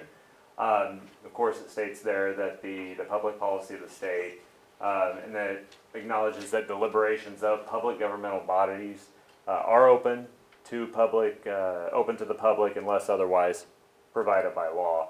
And then it specifically acknowledges that the law is liberally construed and the exceptions are strictly construed to promote that public policy. So where the Sunshine Law is going to come into play is when you have a public governmental body. So what is public governmental body? It's well defined by statute. Very easy, very clear, right? Realistically, the easier way to look at it, legislative bodies created by the Constitution, by statutes, by an ordinance of the political subdivision, and so on. Clearly, public bodies, the city council, the school district, the university board of governors, the state legislature, all of those would be public governmental bodies, of course. Also, public governmental bodies that may not be elected positions, but you have a planning commission. In the case of a city, you have the personnel board, TIF commissions, aviation board, any of those bodies that are appointed by the city council. They don't have to be elected bodies. They just have to be bodies that are elected or appointed. Tourism board. Yeah, that would be another one. The one that's not quite so obvious is the idea of the quasi-public governmental body. These are those bodies that are kind of a hybrid. And I imagine, I don't know for sure, I haven't analyzed it, but a lot of the city council members and candidates here tonight attended a land bank work session immediately before this. I imagine that would qualify as a quasi-public governmental body. Because it may not be, well, it actually does have appointed members, so it would be a governmental body. But when you look at some bodies that are supported by government funds and just have a strong relationship with a governmental entity, then they're going to fit that definition. They would be subject to the Sunshine Law. So once you have a public governmental body, I talked about meetings, the openness of meetings being a concern. Where that comes into play is when it is a public meeting, it needs to be an open public meeting. But what is a public meeting? If you have 3 council members run into each other at the grocery store, are they having a meeting? Are they having a public meeting? No. If you have 5 of 9 council members run into each other at the grocery store, are they? Not necessarily. They talk about Not necessarily. All the Only if maybes? They talk about business. Exactly. We go to dinner, we go to dinner tomorrow night. You need two things.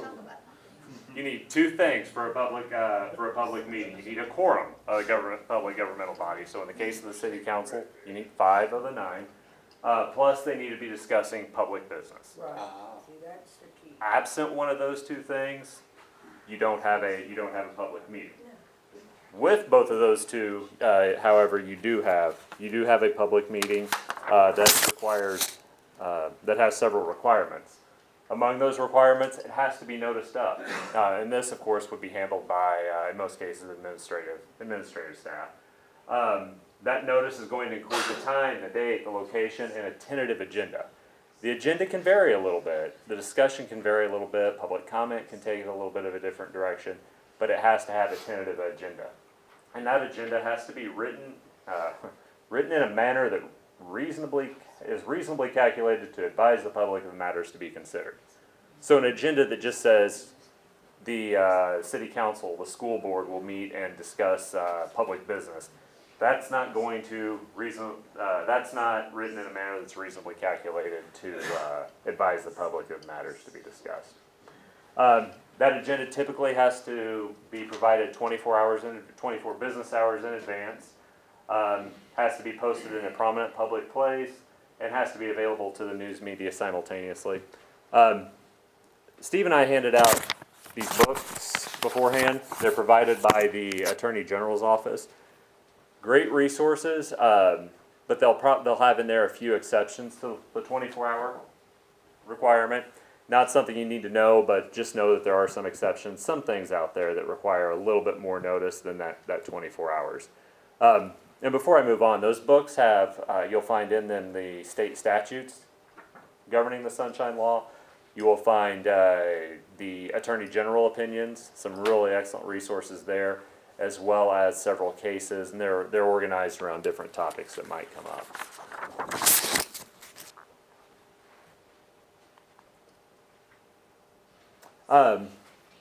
A couple of exceptions to the public meeting requirement. Gatherings of less than a quorum of the public governmental body. You kind of discussed that a little bit ago. But also social gatherings. You know, you're a group of people that work together closely in a lot of situations. You might find yourselves at the same social event. Very easily could find at least 5 of 9 at the same social event. Someone around you may start talking about business related to the body. That doesn't mean, it's not something you want to actively engage in. You don't want to start making major decisions as that group, but that doesn't mean a meeting just occurred. So, but again, kind of stay careful. You know, you don't engage too much. So there was open meetings. The other side of it is open records. What records are available?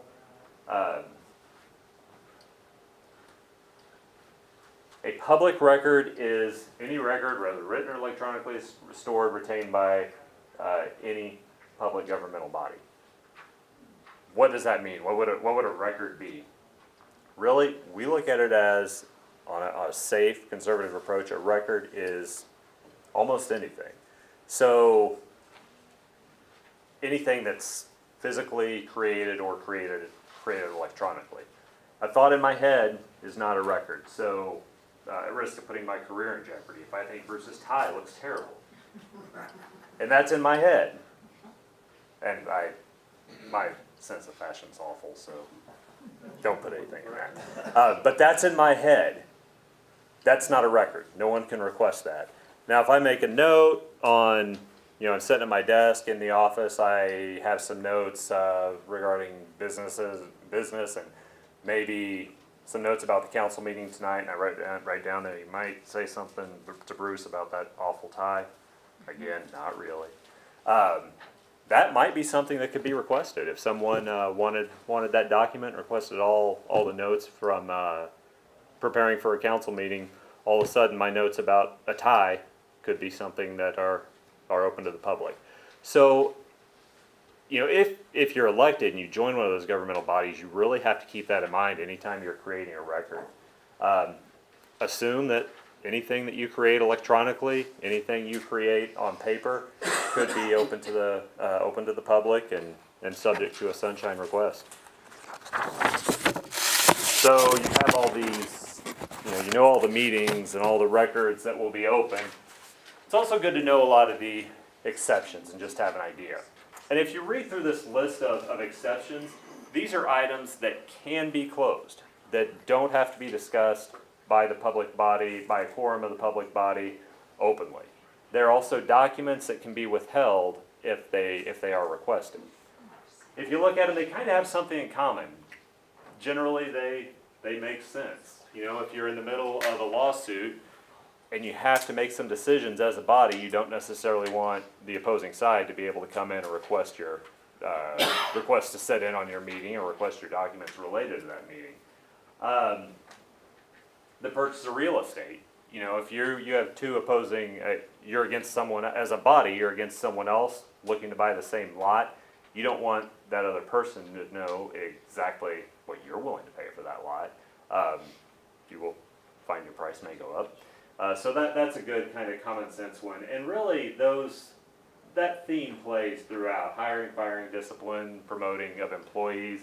You know, you don't want every employment action available. It would could hurt morale, could have all sorts of negative effects. Sealed bids, you know, you don't want everyone storming the doors right at the last second to drop off their bid, so their competitors can't come in and find out what they're willing to bid. But the key to this, don't assume a record or document's closed. Yeah.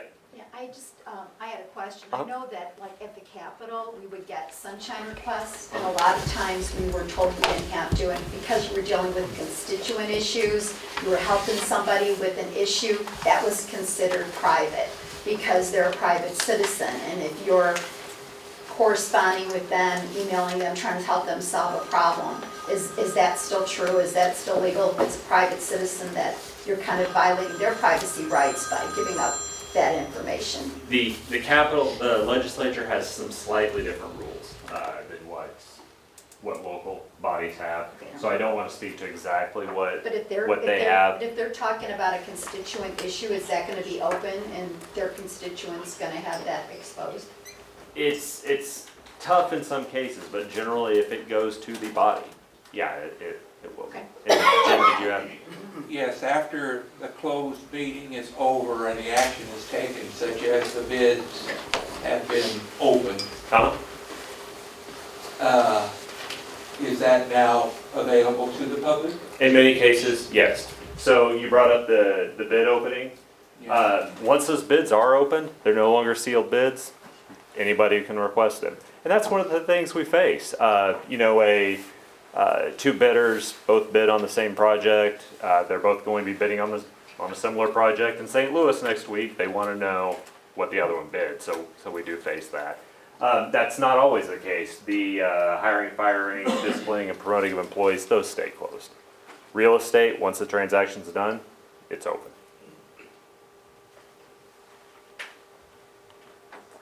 Again, particularly keep this in mind anytime you're dealing with some of the obvious ones, contracts, but emails, text messages, quick memos to the file, even handwritten notes, things of that nature. You just want to have that in the back of your mind before you make a record. Proprietary information is just a unique matter. I didn't mention it previously, however, in sunshine law analysis, when you come to a situation where a document is open under the sunshine law, but there's another provision of law that keeps that document closed, that other provision of law is going to trump the sunshine law. So a closed document that some other statute says no one can get access to, sunshine law does not provide an avenue to get access to that. Proprietary information is something of a unique version of that. Other than just doing the right thing, being a good public servant and making that information, meetings open, documents available, other reasons to comply are civil penalties. If you knowingly violate the sunshine law, a court can impose a $1,000 penalty. If they find that it was purposeful, that you had a conscious design, intent, or plan to violate the sunshine law, you're looking at a $5,000 penalty. And while those numbers are painful numbers, they actually pale in comparison to that number. So those are sitting there, but the scary one is this one, because they probably aren't going to work cheap. Just to highlight in closing some keys to compliance. Meetings, make sure that you're complying with the noticing requirements. And as an elected official, really the administrative staff is going to take care of that for you. The bigger one for you would be avoid discussing official business with a quorum of elected officials. Just don't let the topic come up when you have that large group together. When it comes to records, assume everything's going to have to be disclosed. Anything that you're doing on the professional, or doing as part of your functions as a council member or school board member, assume everything's going to be disclosed unless you can identify a specific exception to keep it closed. And finally, remember the provision from the statutes that the Sunshine Law is liberally construed, and exceptions are strictly construed to promote the public policy that meetings, records, votes, actions, deliberations of public governmental bodies are open. Openness is the key there. Assume it'll be open. And finally, just a few resources here. The Missouri Attorney General's website is actually excellent when it comes to Sunshine Law materials. Mr. Burr mentioned the list of 10 things to know. I think that's actually something from the Attorney General's website. It just has some really excellent resources there. The statutes where the Sunshine Law is housed, Attorney General opinions, they're not binding, but they kind of give you the State Attorney General's perspective. The handbook, which you have a copy of, and of course, your legal counsel for each elected body. So for the city council, it would be our office. For the school board, it would be their attorney's offices. That's all I had.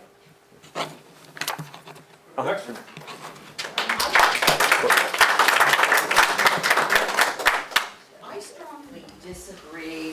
I think it's state law that says if you need documentations to make a decision as an elected official, that either the citizen or the elected official has to pay for the printing.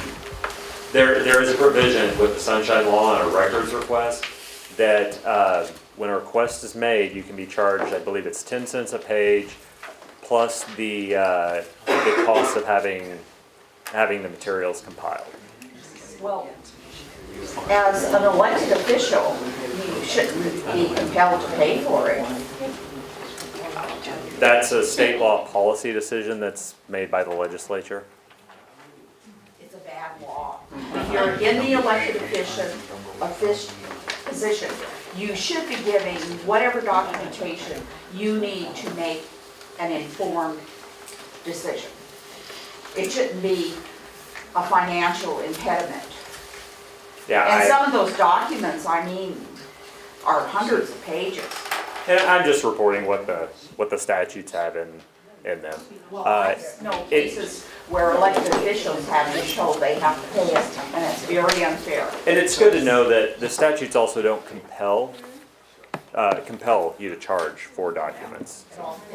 Isn't it usually if you need lots and lots of copies? Because otherwise, all information is accessible by us. I mean, by the elected officials, we can tell Bruce or Paula, and we get copies of things happened in 1997 or whatever, but now if I need 100 copies of it. Yeah, to my That's a knowledge, different we thing. generally provide the info. Yeah. With charging on sunshine requests, where that can come in is when you get just a request for all documents produced last year, where you could be talking filing cabinets full. The human resources, I mean, for the employees. Yep. Use that. Brian, thank you. Yep, thank you. Great information. Ladies and gentlemen, I think we all learned a lot. I certainly did. That was a wonderful program. Steve, thanks for organizing this. This concludes the formal portion of the program. One reminder is next week is the final 2 sessions. There's a map on your table that includes Missouri Western Campus, and that location is in Spratt Hall. I'm assuming the theater. 201. It's probably upstairs in one of the rooms. Yeah, so don't listen to me. It's not the theater. Topic dialogues include business and community issues, and great lineup of speakers. Everyone, have a great evening. Thank you.